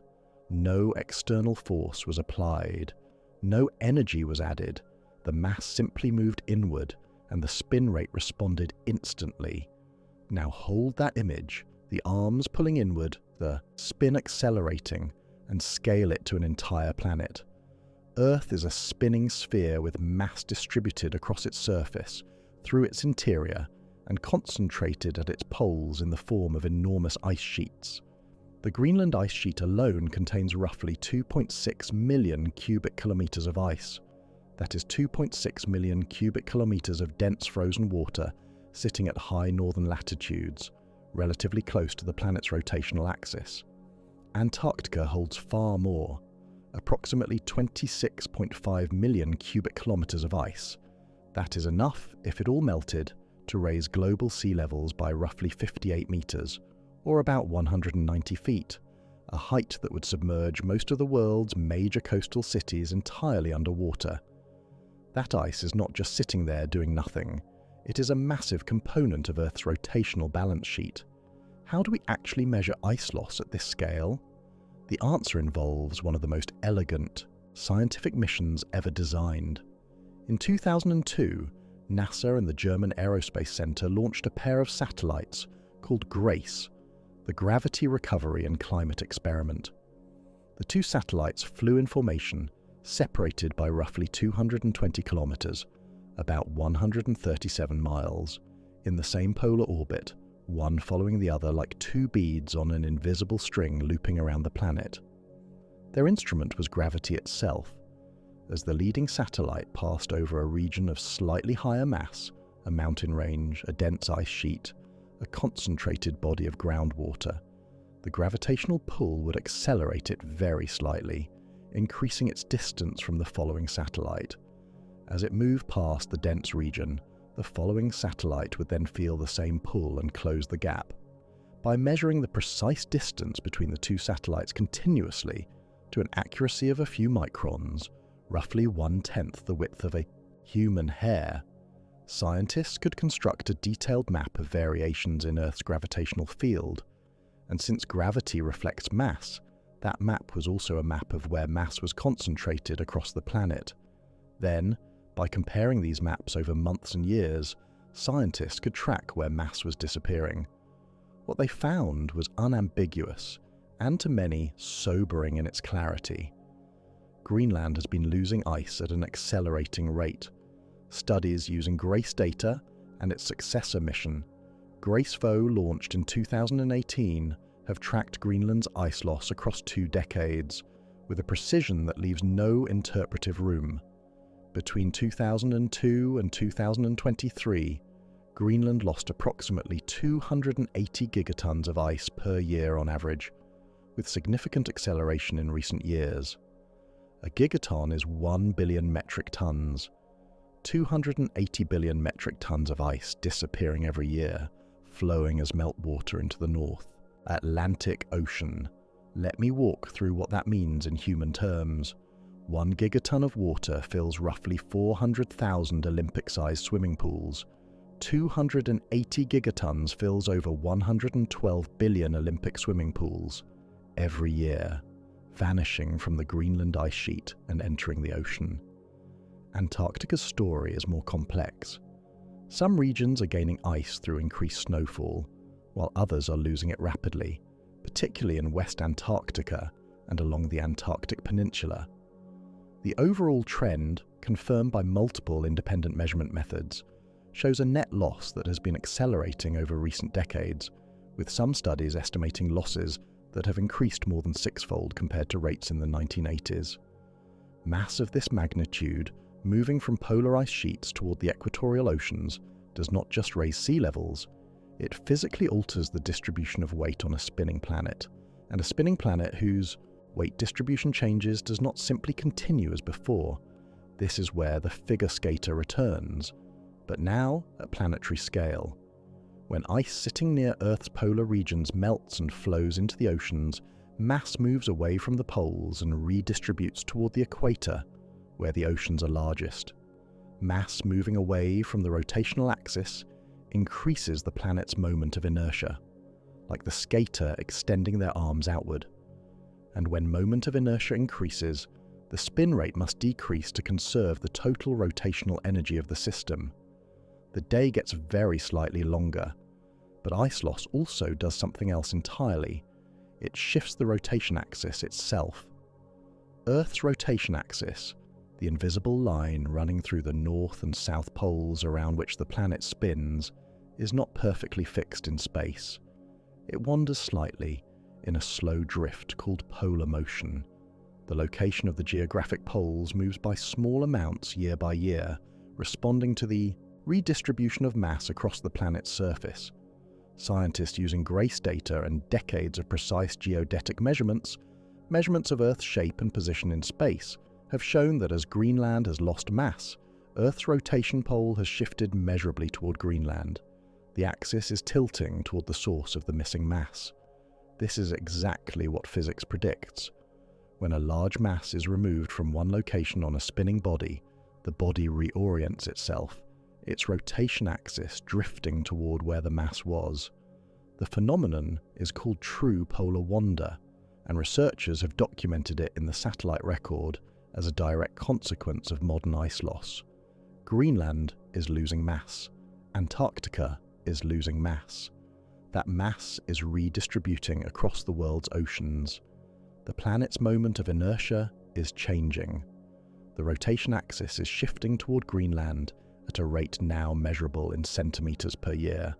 The planet is physically rebalancing itself in response to its own melting surface.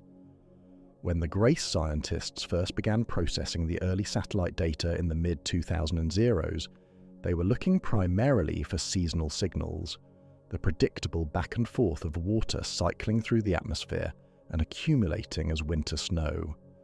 What emerged instead from the multi-year data sets was something no seasonal model anticipated: a directional trend, persistent, accelerating. The gravitational signature of the polar ice sheets was changing in one direction, continuously, year after year. Researchers who had designed the mission to study groundwater and seasonal hydrology found themselves holding the most precise record of planetary-scale ice loss ever assembled. The satellite built to weigh the planet had documented the planet changing weight. Here is the connection that ties this back to everything we have been discussing. The ice loss is working in opposition to the deep interior processes and on a different timescale.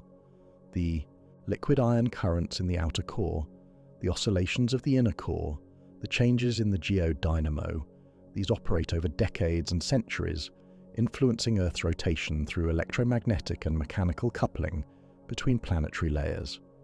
Ice loss operates over years and decades, altering the rotation through direct mass redistribution at the surface.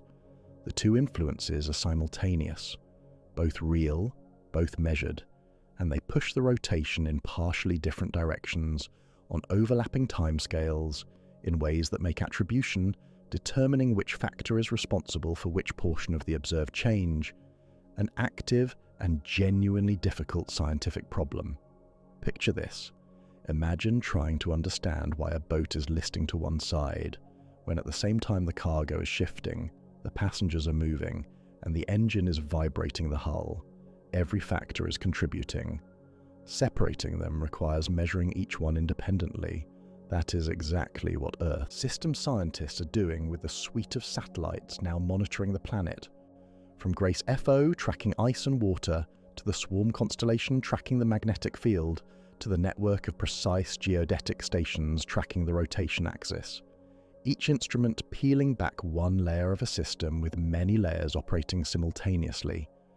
You are living on a planet whose rotation is being shaped right now by the simultaneous influence of its own molten heart and its own melting surface.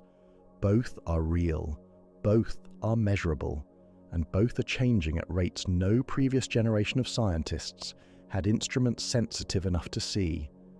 But the ice is not the only surface process at work, because the water that was once locked in those ice sheets does not simply disappear into a featureless ocean. It enters a global system of currents, circulation patterns, and mass redistribution that has its own influence on the planet's rotation and its own set of changes underway. And somewhere, above all of this, the rotation axis itself is tracing a path through space, wandering, drifting, moving toward Greenland, responding to forces from the surface and from the deep interior simultaneously. Where the pole is going, and what is pulling it there, takes us directly into the next layer of this planetary story. Because the axis is not just shifting in one direction, it is wobbling. And that wobble has a name, a measured period, and a behavior that recently changed in a way no one fully anticipated. The North Pole is moving, not the magnetic pole that has always wandered, and we will return to it. The geographic North Pole, the actual rotational axis of the planet, the invisible point in the Arctic Ocean around which everything on Earth, every continent, every ocean, every city, every person, completes one full rotation every 24 hours. That point is not fixed.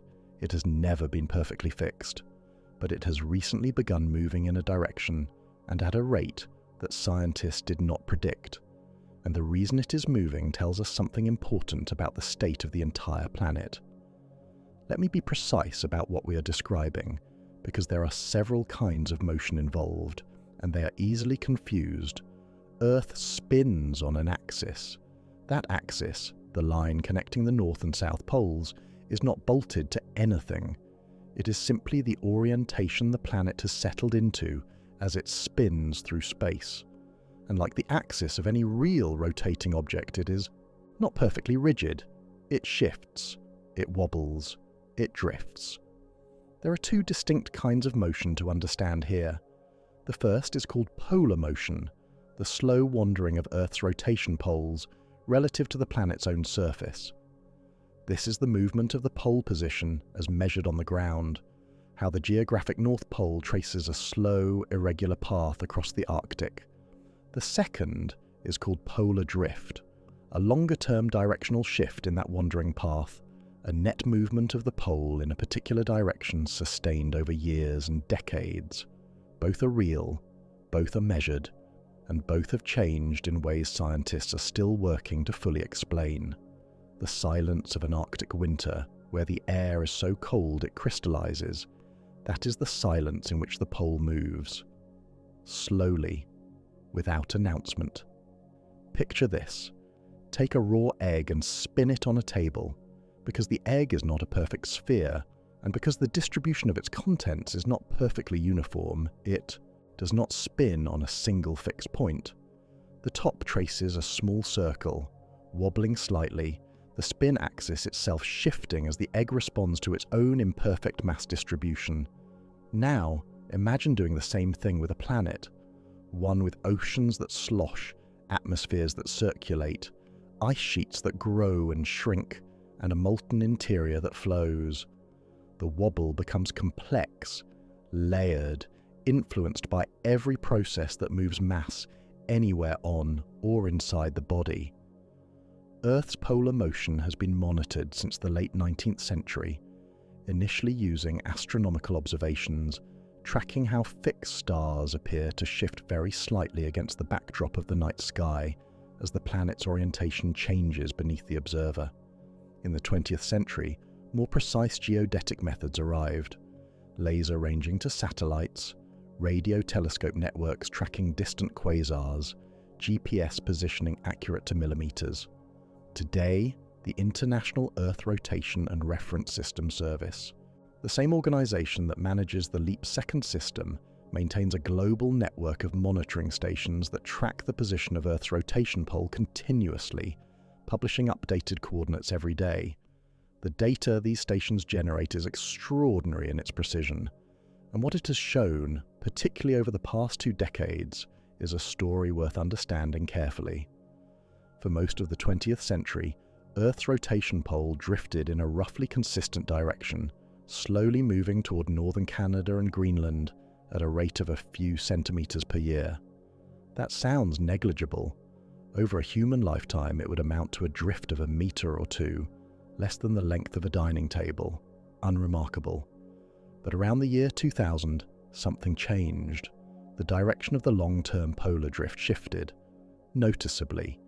Instead of continuing its historical track toward Canada, the pole began moving more strongly toward Greenland, and the rate of drift increased significantly. A study published in 2018 by a team of scientists, including Shanshan Deng and colleagues, analyzing data from NASA's GRACE satellite mission alongside long-term geodetic records, concluded that the directional shift in polar drift was directly linked to accelerating ice mass loss from Greenland and other glacial regions, combined with changes in the distribution of groundwater across continents. The pole was following the missing ice. This is a remarkable thing to hold in mind. The mass that had been sitting in Greenland's ice sheet for thousands of years was not simply flowing into the sea and disappearing. Its departure was physically pulling the planet's rotational axis toward the location of that absence. Because when mass is removed from one part of a rotating body, the body reorients itself. The axis tilts toward where the mass used to be. Let me explain how large this shift actually is, because the numbers require translation to land correctly. The rate of polar drift before roughly 2000 was in the range of a few centimeters per year. Small, steady, almost imperceptible even to instruments. After 2000, and accelerating through the 2010s, the rate increased substantially. Some analyses suggested the rate of eastward drift, the component of the pole's movement toward Greenland, increased by a factor of roughly 17 times, compared to the pre-2000 rate over certain periods. 17 times. That is not a gradual continuation of a background trend. That is a step change, a fundamental shift in the behavior of the system occurring within the span of a generation, driven by processes that were themselves accelerating. The ice loss we measured in the previous chapter, the groundwater depletion from large-scale agriculture across Asia and North America, the redistribution of ocean mass as sea levels rose and currents shifted. The axis of the entire planet responded to all of it, and the pole's movement is not the only consequence.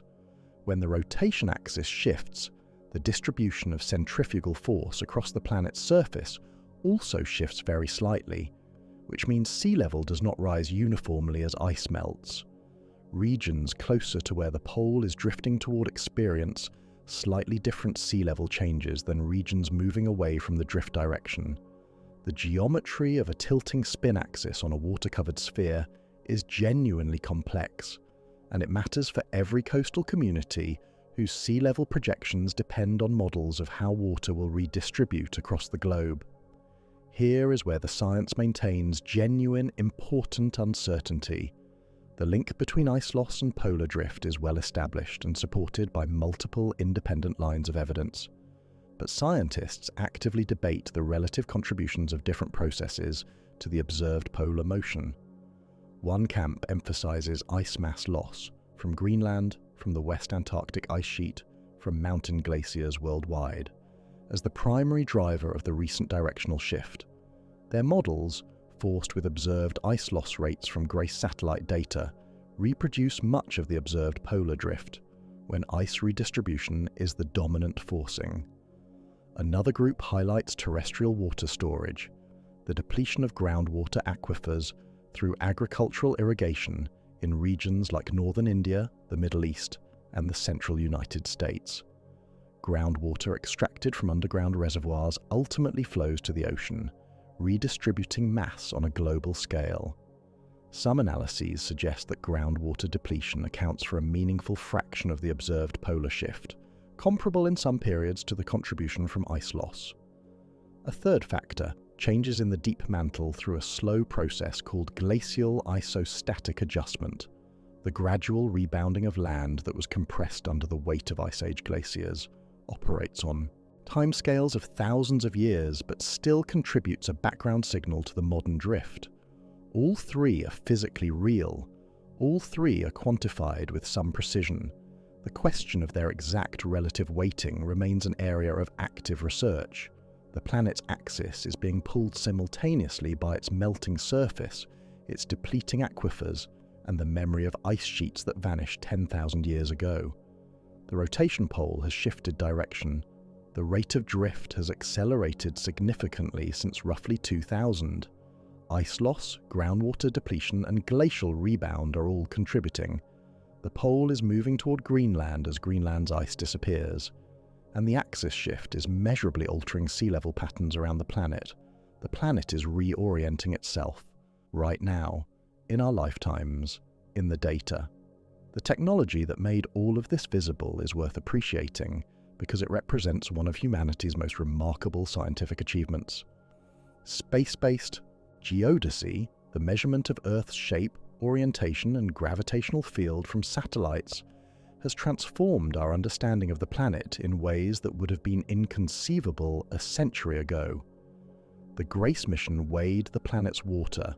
The Swarm constellation mapped its magnetic field. Networks of GPS receivers track the drift of the pole to within millimeters. Very long baseline interferometry, a technique that uses multiple radio telescopes spread across different continents, simultaneously receiving signals from the same distant quasar, measures the rotation of the planet to precisions that would have seemed fantastical to the scientists who first began tracking polar motion with telescopes and photographic plates in the 1890s. They were watching the same phenomenon we are watching now. They simply could not see it clearly enough to understand what was driving it. You are living at the moment when the instruments finally became precise enough to see not just that the pole was moving, but why, and to connect that motion to the specific, measurable processes of ice loss, water redistribution, and deep Earth dynamics that we have been tracing through this entire story. The pole wanders, the axis tilts, the planet keeps its own time, its own balance, its own rhythm, And right now, in this particular decade of human history, that rhythm is in a state of measurable, documented change that connects the deepest iron currents far beneath the surface to the last glaciers melting on the highest mountains.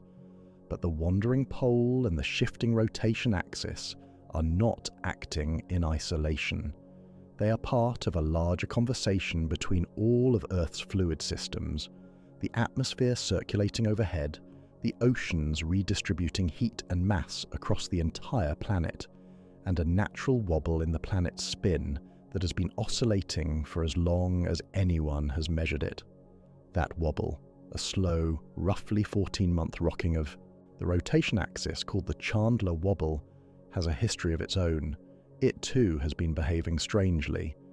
And when scientists look at how all of these fluid systems, atmosphere, oceans, ice, groundwater, deep interior, interact simultaneously to influence how the planet spins, the picture that emerges is both more complex and more interconnected than any single chapter of this story could suggest on its own. The systems are talking to each other, and we are only beginning to understand the language. In the late 1990s, something happened to Earth's natural wobble that puzzled the scientists watching it. It quieted down. For decades, researchers had been tracking a slow, rhythmic rocking of the planet's rotation axis, a natural oscillation that repeated on a cycle of roughly 14 months, the way a spinning top nods back and forth as it slows. This wobble had been measured, documented, and mathematically explained. It was a known feature of a rotating, slightly imperfect planet. Steady, reliable, predictable. And then, around the turn of the millennium, its amplitude, the size of the rocking motion, diminished significantly. The wobble nearly dampened out. Scientists studying the long-term record noticed it immediately and began searching for the cause. What they found was not a single answer. It was a window into how every fluid system on Earth, every ocean current, every atmospheric circulation pattern, every storm system and river and aquifer is constantly, silently, invisibly participating in the rotation of this planet, not as background, as active participants. The planet does not spin alone. It spins in conversation with everything moving on and around it. The wobble has a name, the Chandler wobble, named after the American astronomer Seth Carlo Chandler, who first clearly identified and described it in 1891, after noticing that the precise position of the geographic pole did not trace a perfect circle, but instead shifted in a complex pattern that combined two overlapping cycles. The Chandler wobble is one of those cycles, a natural oscillation with a period of roughly 430 days, which is approximately 14 months. It is one Earth month longer than a year. That is not a coincidence of timing, but a consequence of physics. The period is determined by the distribution of Earth's mass and the planet's internal structure. For a perfectly rigid sphere, the oscillation would complete in about 305 days. The fact that Earth's actual wobble takes 430 days instead reveals something about the planet's interior, specifically that it is not rigid. The oceans, the atmosphere, and the deformable mantle all contribute to lengthening the natural period. The wobble itself is small. At the poles, the rotation axis traces a rough circle with a radius of about 3 to 4 meters, 10 to 13 feet. That is the width of a modest living room. The entire geographic North Pole is wobbling around its mean position by roughly the width of a single room, cycling back and forth over 14 months. But small does not mean inconsequential. The Chandler wobble interacts with another oscillation, the annual wobble, driven by seasonal redistribution of atmospheric mass and snowfall, to produce the complex polar motion path that geodesists track continuously. And when the Chandler wobble weakens, the combined motion changes in ways that affect precision navigation, satellite positioning, and astronomical pointing systems worldwide. Here is the problem that confronted scientists when the Chandler wobble's amplitude diminished around 2000. Physics predicts that the Chandler wobble should decay over time, that without a continuous energy source driving it, the oscillation would gradually dampen out over roughly 60 to 100 years, the way a pendulum slows without a push. So a wobble that has been continuously observed since the 19th century should long since have disappeared, unless something is regularly re-exciting it. Something has to be pushing the planet back into its rocking motion every cycle. What that forcing mechanism is was a genuine scientific puzzle for most of the 20th century.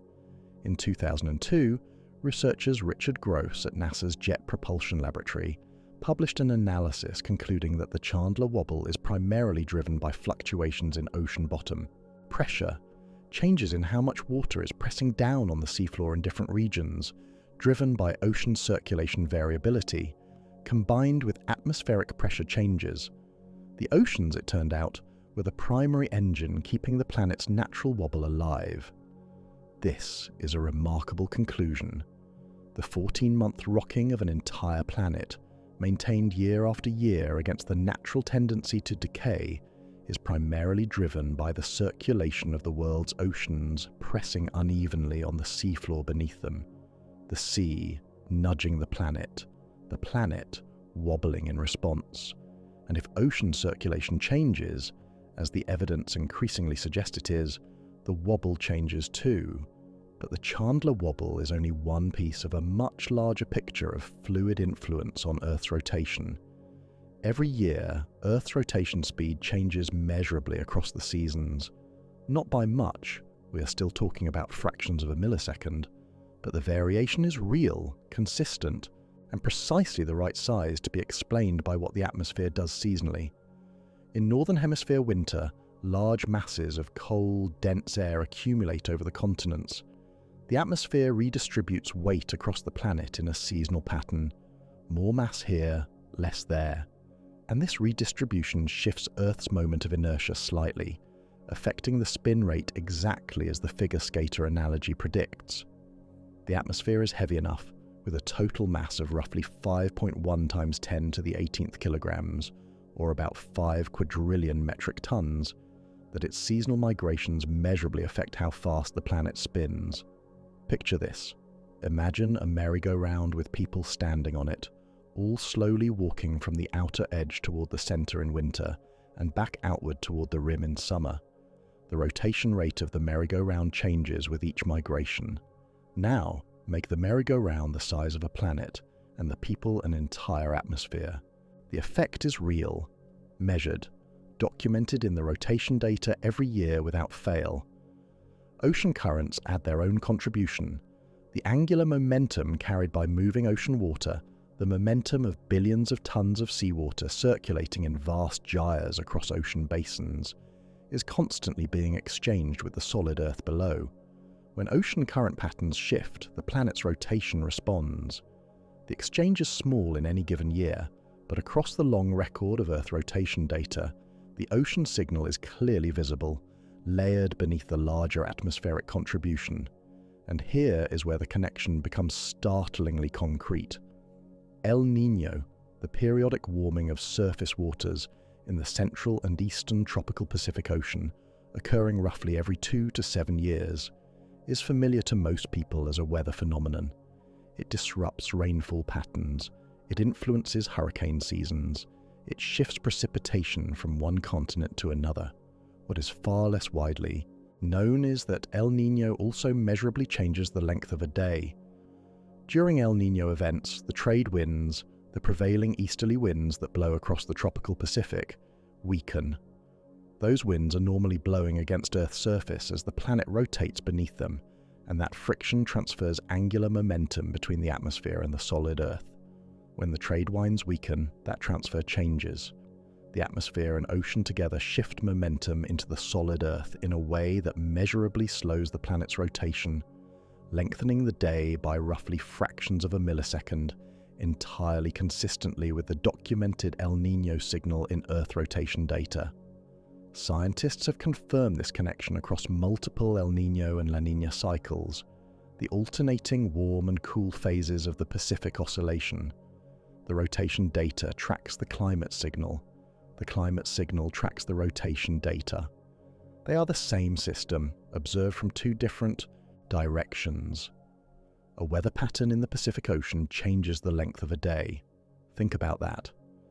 But the ocean is not simply rocking the wobble and nudging the spin rate during weather events. Something more fundamental may be changing in the ocean's largest circulation systems.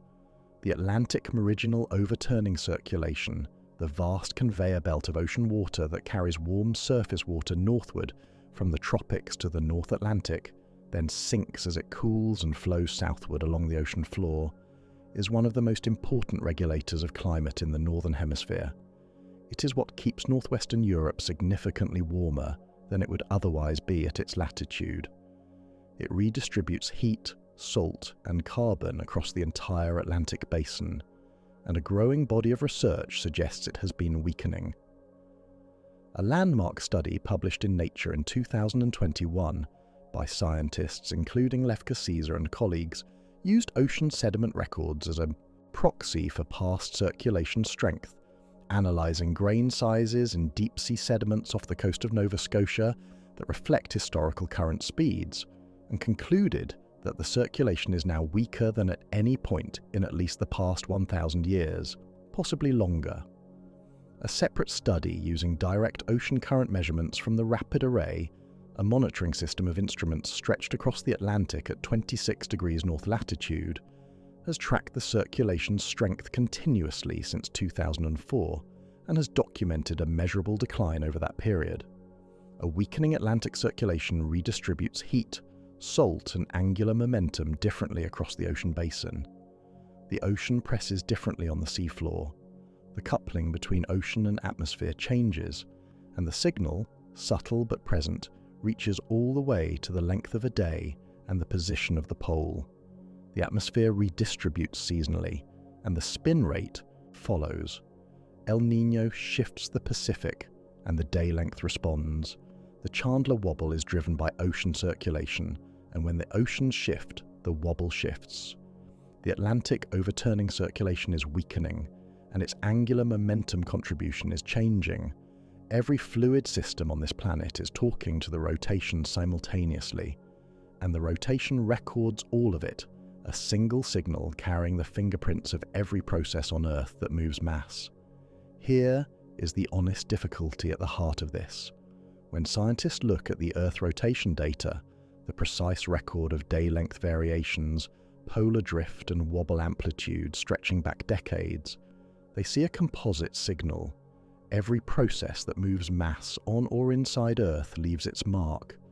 Atmospheric tides, ocean currents, ice loss, groundwater depletion, deep core flows, inner core oscillations, all of them simultaneously, all of them overlapping in the same measurement, separating these signals, determining with confidence which portion of the observed rotation change comes from the atmosphere, which from the oceans, which from the ice, which from the deep interior, is one of the central technical challenges in modern geodesy. Different research groups, using different models and attributing different weights to different physical processes, arrive at somewhat different conclusions about the relative contributions. Some teams emphasize the deep interior, core flows and inner core dynamics as the dominant driver of the longer period rotation variations. Others emphasize the surface fluid systems, ice loss and ocean circulation change as sufficient to explain most of what the data shows without requiring unusual deep interior behavior. Both positions are defensible. Both have published, peer-reviewed support, and the honest answer, as of the data available today, is that the full picture almost certainly involves all of these processes simultaneously, their contributions overlapping, reinforcing each other in some frequency bands, cancelling in others, producing a combined signal that no single explanation fully accounts for. The planet is not a simple machine with one dial. It is a system of systems, and the rotation is its most sensitive gauge. There is something genuinely moving about what this chapter reveals once all the pieces are held together. The length of a day, The time it takes this planet to carry you from one sunrise to the next is not fixed by any single mechanism. It is the outcome of a continuous negotiation between ion currents in the liquid outer core, the solid ball of the inner core oscillating on its own slow cycle, the mantle conducting angular momentum between them, the ice sheets redistributing weight, the groundwater migrating from aquifers to ocean, the atmospheric winds pressing against the surface as they circulate, the ocean currents redistributing heat and momentum across entire ocean basins, and the Pacific trade winds strengthening or weakening in rhythm with distant temperature anomalies. All of this, simultaneously. All of it written into the same number, the length of the day. You live on a planet whose rotation is a conversation, a constant, ongoing exchange of momentum between layer after layer of an enormously complex system, all the way from the solid iron heart 6,000 kilometers below your feet to the jet stream flowing 10 kilometers above your head. The day that ends slightly early is not a mystery from one place. It is the sum of everything the planet is doing at once. We have traveled a long way together through this story. From the atomic clocks that first noticed a day ending too soon, down through layers of rock and liquid iron and oscillating solid cores, back up through failing magnetic shields and melting ice sheets and wandering poles and wobbling axes, each layer revealing another layer beneath it, each answer opening into a deeper question. Take a moment with that. The planet that looks fixed and permanent beneath our feet is anything but. It is alive with motion at every scale, motion we are only now beginning to see clearly because we have finally built instruments sensitive enough to hear it. And the story is not finished. We have now traced the signals across every major layer of this planet.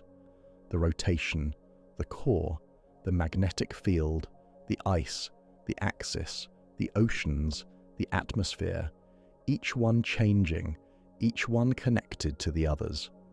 The question the data has been quietly building toward, the question no single chapter could answer on its own, is whether these changes, happening simultaneously across so many different systems, represent a collection of unrelated fluctuations, or something more coherent, more connected. A deeper planetary shift in which all of these signals are different expressions of the same underlying change. That question is the one scientists are now asking most urgently, and what they find when they lay all the signals side by side, when they look at the timeline of changes across the rotation, the magnetic field, the ice, the oceans, and the atmosphere together, is something that deserves to be looked at carefully and honestly before any conclusion is drawn. The signals align, and that alignment has its own story to tell. Scientists are trained to be suspicious of coincidence. When two things happen at the same time, the instinct is not to connect them. It is to ask whether the connection is real or whether the timing is simply chance. Two events occurring together means nothing, scientifically, until you can show a mechanism, a reason, a physical pathway through which one thing actually influences the other. This is good practice. It is how science avoids seeing patterns that are not there. But there is a point when the number of simultaneous events becomes large enough, when the timing becomes too consistent, when the changes span too many independent systems to dismiss as unrelated, where the scientific question flips, where the burden of proof shifts from "why are these connected?" to "how could they possibly not be?" That point is where we are now. Let me lay out what the data actually shows, because the picture only becomes clear when you see all of it together. Around 2010 to 2016, something shifted across multiple independent measurement systems simultaneously, not dramatically, not catastrophically, but measurably, persistently, and in ways that have continued, and in some cases accelerated since. Earth's rotation began showing anomalous acceleration, days shortening in a pattern that broke from the long-term trend.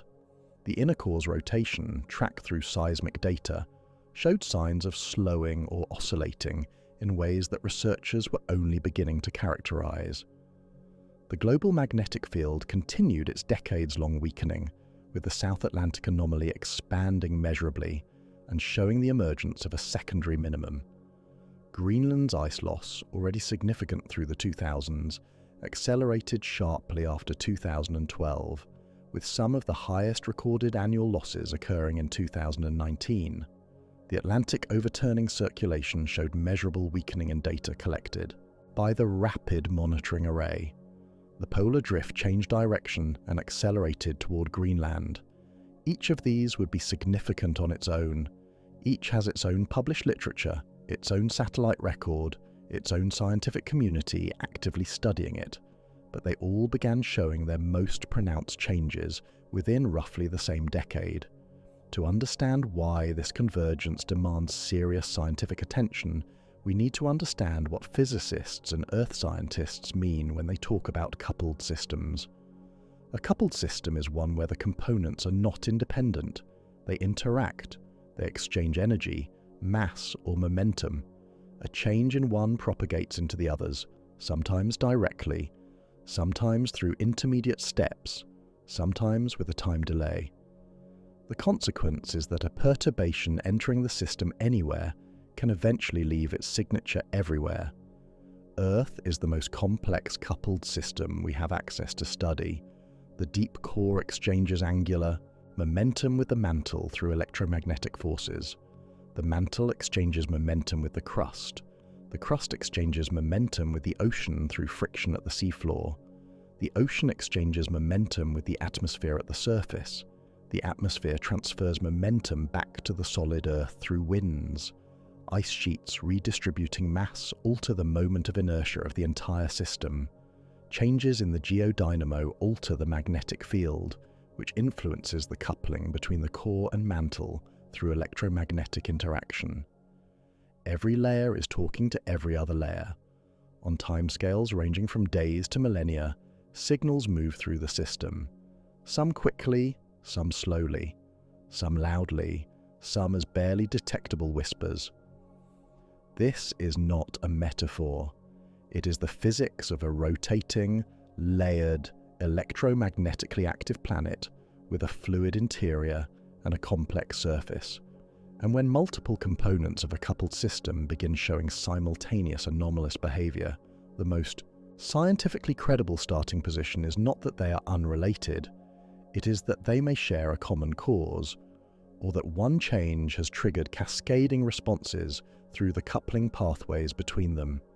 There are three primary frameworks through which scientists are currently interpreting the alignment of these signals. Each has published scientific support. None has been conclusively established, and they are not mutually exclusive. The first is the core-driven model.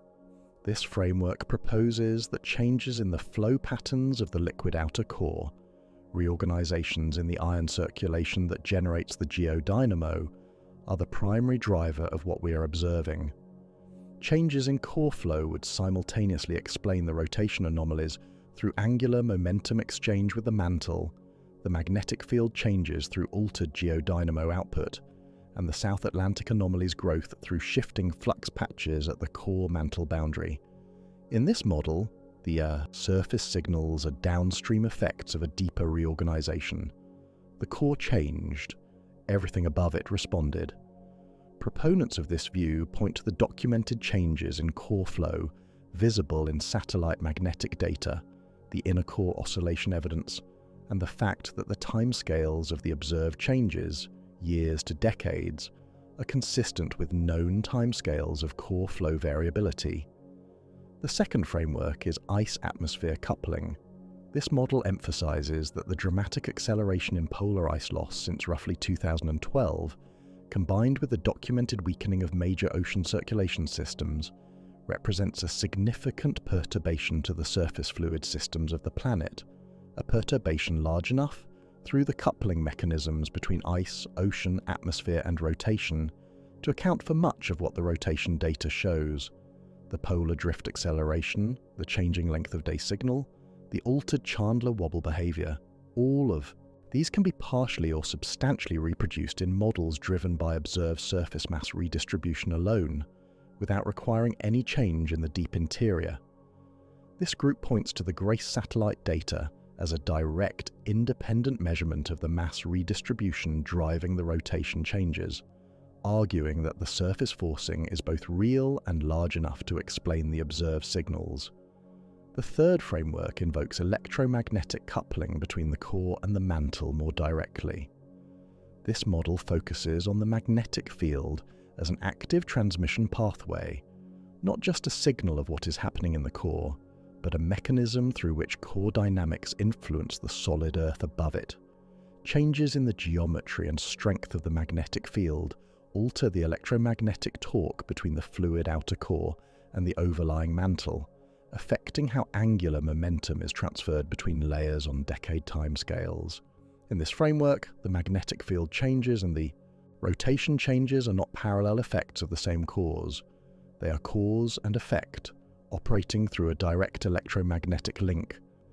The rotation is changing, the magnetic field is changing, the ice is disappearing, the oceans are reorganizing, the pole is drifting, the inner core may be oscillating, all of it within the same decade, all of it in a planet whose layers are physically coupled through electromagnetic, mechanical, and gravitational pathways. The question is not whether these things are connected, the question is how, and here is where the science sits, stated as plainly as it can be. No single model currently accounts for all of the observations simultaneously with full quantitative precision. The core-driven model explains the rotation and magnetic signals well, but struggles to fully account for the speed of some surface changes. The ice-atmosphere model explains the surface signals well, but leaves some of the longer period rotation variations incompletely attributed. The electromagnetic coupling model adds explanatory power for the relationship between magnetic and rotation changes, but remains difficult to constrain precisely with current observations.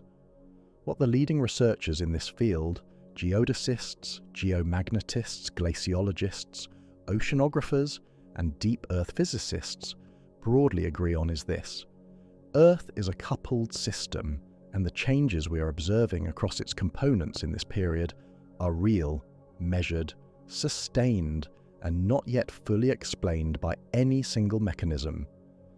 Whether this represents a temporary fluctuation, a multi-decadal excursion that will stabilize and partially reverse, or the early phase of a longer, deeper planetary transition is a question the data as of now cannot definitively answer.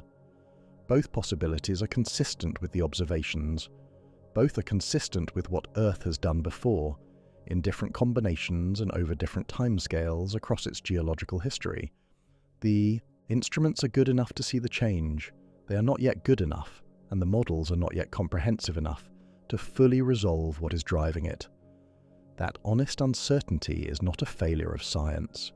It is exactly where science lives when it is working properly, at the edge of what the data can tell us, holding open questions with precision rather than closing them prematurely with comfortable certainty.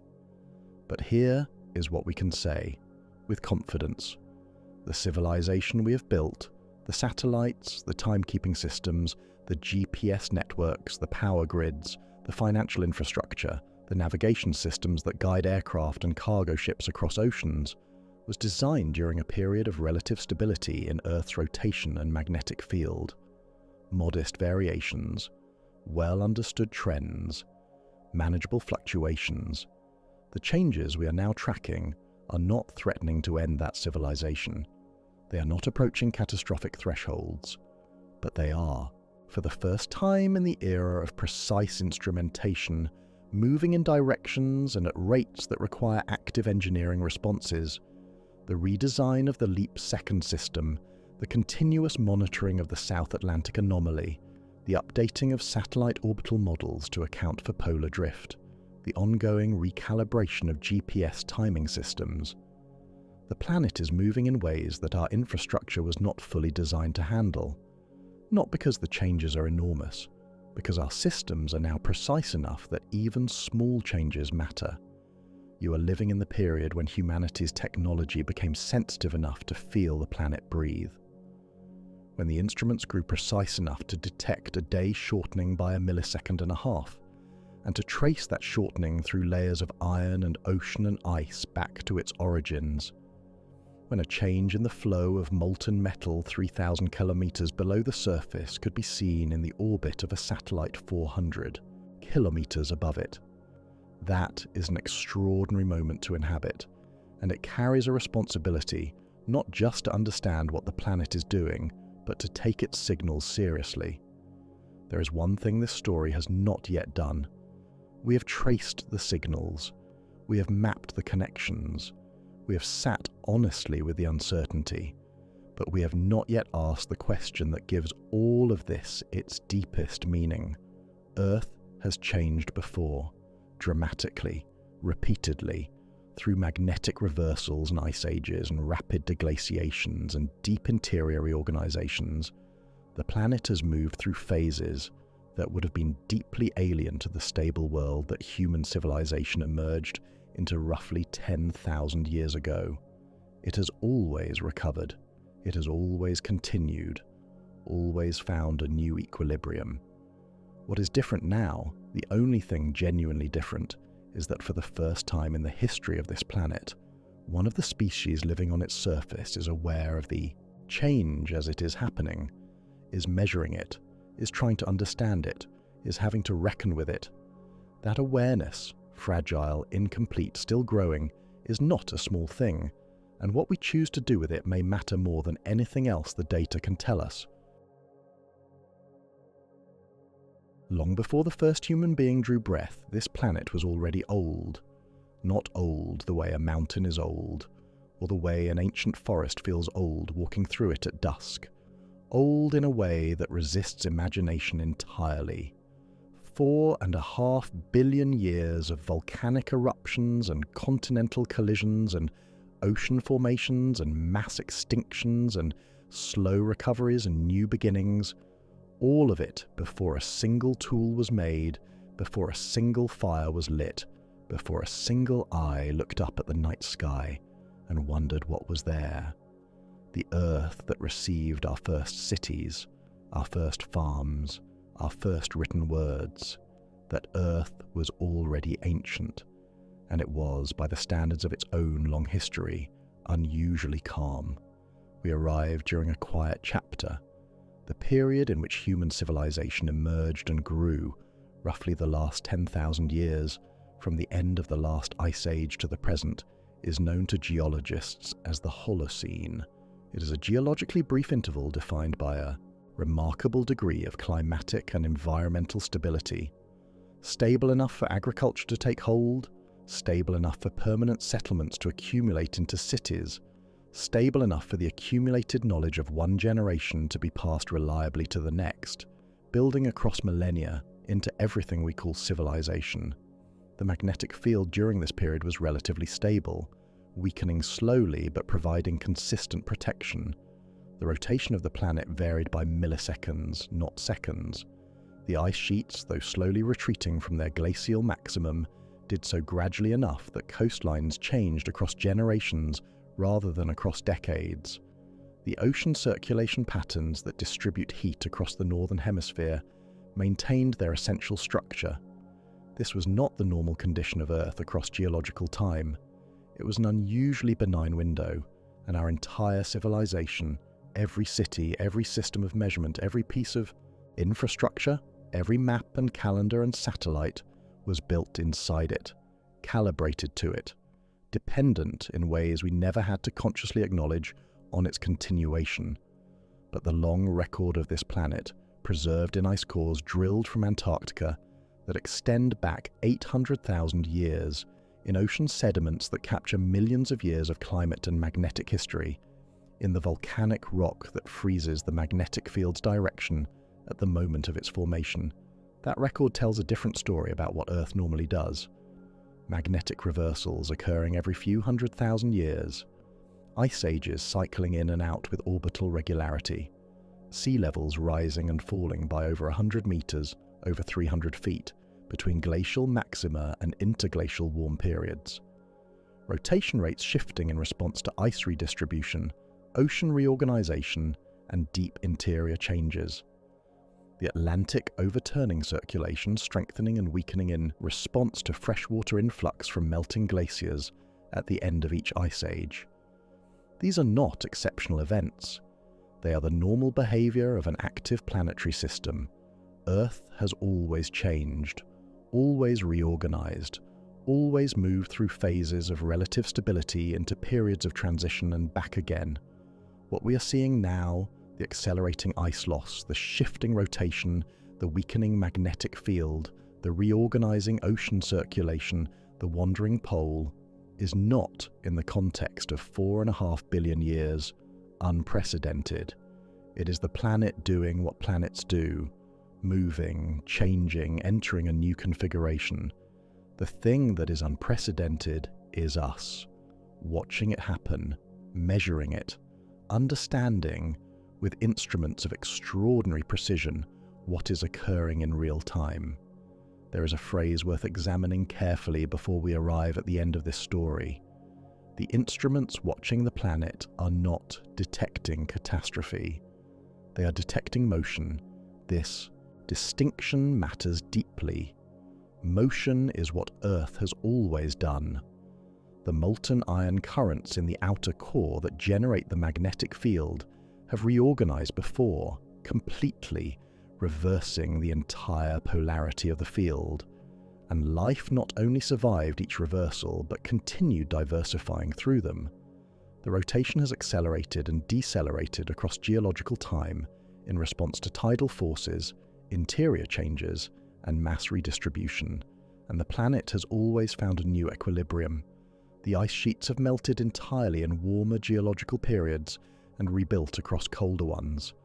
The ocean circulation has strengthened, weakened, and reorganized in response to changes in temperature, salinity, and ice dynamics. The planet does not stop, it does not break, it transitions. Picture this. Imagine a river. From a fixed point on the bank, watching for an hour, it looks essentially the same flow, the same direction, the same surface. But zoom out across decades and the river has carved new channels, abandoned old ones, shifted its course by kilometers. The river was never still. From close enough, moment to moment, it appeared stable. From far enough back, it was always in motion. We have been standing at the bank watching the river for a very short time, and we built everything we have on the assumption that the channel in front of us was fixed. We have traveled a long way together through this story.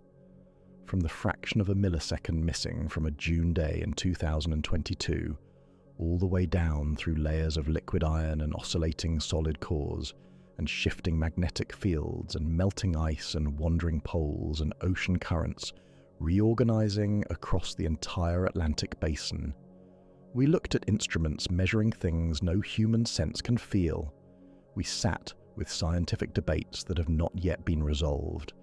We held the geological record of 400 million years of shorter days preserved in the skeletons of ancient coral. What we were really looking at, all along, was the same thing: a living planet, moving on its own timescales, keeping its own rhythm, and a species, our species, that has only just developed the instruments to see it clearly. That is where we are, right now, at this exact moment in history. Here is the honest reckoning this story has been building toward. Human civilization is 10,000 years old.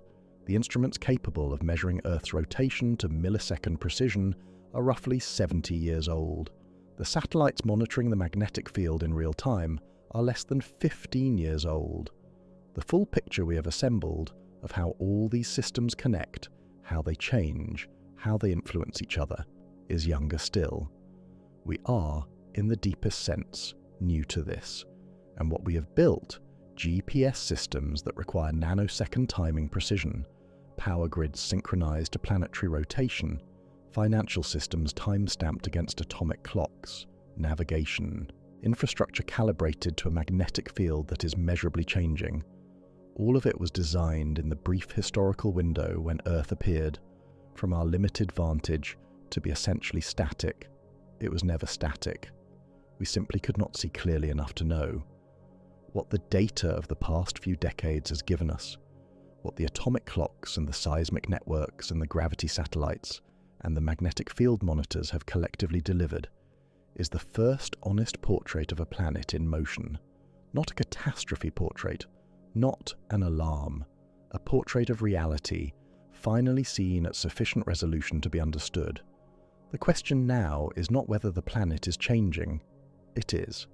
The question is whether the civilization built on assumptions of stability is capable of updating those assumptions in real time. While the data is still coming in, you are alive at the moment when that updating has to begin. At the beginning of this story, we noticed something so small it should have been invisible. A day ending 1.59 milliseconds too soon. A number that could not be felt, could not be perceived, could not be detected by any human sense, only by atomic clocks accurate to 1 second in 300 million years, and by radio telescopes listening to the distant light of galaxies so far away, they serve as the fixed reference points of the universe itself.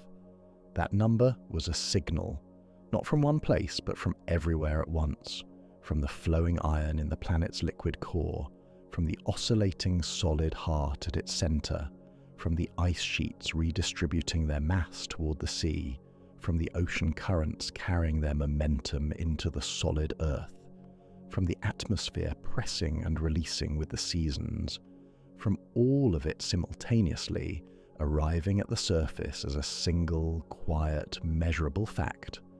The day ended early, and now we know why it ended early, not with a single clean answer, but with a layered, coupled, deeply interconnected understanding of a planet that was never as still as it seemed. A planet whose deepest forces move on timescales that dwarf all of human history. A planet that keeps its own time, in its own way, according to its own ancient rhythm. The instruments gave us a millisecond. The millisecond gave us the planet. The ground beneath your feet is moving. The magnetic field above your head is thinner than it was when your grandparents were born. The pole of the planet is drifting toward Greenland as Greenland's ice disappears into the sea. The days are shortening in ways that require the world's timekeeping systems to be redesigned. The heart of the Earth is turning, slowly, in the dark, at temperatures hotter than the surface of the sun, and everything above it is responding. This is not a warning, it is a description. Earth has never promised stability. It has only ever offered motion, slow, patient, planetary motion that operates on timescales no human life can fully witness. The stability we experienced, the stability our civilization was built upon, was a gift of timing, an unusually quiet chapter in a very long book. We are now reading the next paragraph, and for the first time we have instruments sensitive enough to read it as it is being written. Somewhere beneath thousands of kilometers of rock and silently churning ocean, in a darkness no light will ever reach and no instrument will ever physically touch, the heart of this planet continues to turn. Iron currents that have flowed without pause since before the first cell divided, before the first ocean formed, before the first ray of sunlight touched the surface of a lifeless early Earth. Currents that generated the magnetic shield that made life possible. Currents that influence every day you have ever lived. Currents that are, right now, quietly reshaping the world above them in ways that will take centuries to fully understand. The planet keeps its own rhythm, it always has, it always will. And we, briefly remarkably against all the odds of a universe largely indifferent to complexity, are the part of it that learned to listen. Think about tonight, the moment you turn off the screen and the room goes quiet, the ceiling above you, the floor beneath you, the ordinary stillness of a life being lived. You will not feel the planet moving, you never do, but it is moving, right now, in this moment, as it has moved for 4.5 billion years, without pause or permission or any awareness that something on its surface was watching. Somewhere below where you are sitting, iron is flowing in the dark, slower than a river, quieter than anything, generating the field that holds the atmosphere in place, that bends the solar wind away, that makes tomorrow possible the way it made yesterday possible, and every day before that, stretching back further than the mind can honestly follow. You are alive because a planet had a liquid heart. You are aware because that heart kept beating long enough for the universe to accidentally produce something capable of noticing it. And now, in this thin sliver of time we call the present, we have built instruments sensitive enough to feel the planet breathe, to hear it adjust, to measure the milliseconds it keeps for itself, in its own ancient rhythm, indifferent to our clocks and our calendars, and our desperate need for things to stay still. They will not stay still. Nothing real ever does. But there is something quietly extraordinary about being the species that finally looked down instead of up, that turned its instruments toward the ground beneath its own feet and asked with genuine humility, "What are you?" The planet has been answering for billions of years. We just learned very recently how to listen, and if you leave this with anything, let it be this. The ground you walk on is not background. It is not scenery. It is a 4.5 billion-year-old living system, still in motion, still changing, still keeping its own time, in the only language it has ever known. And tonight, without knowing it, without feeling it, you turned with it. One more day. One more rotation. One more quiet, unremarkable miracle, recorded by atomic clocks, felt by no one, belonging to all of us. The planet keeps its rhythm. We are part of it. We always were.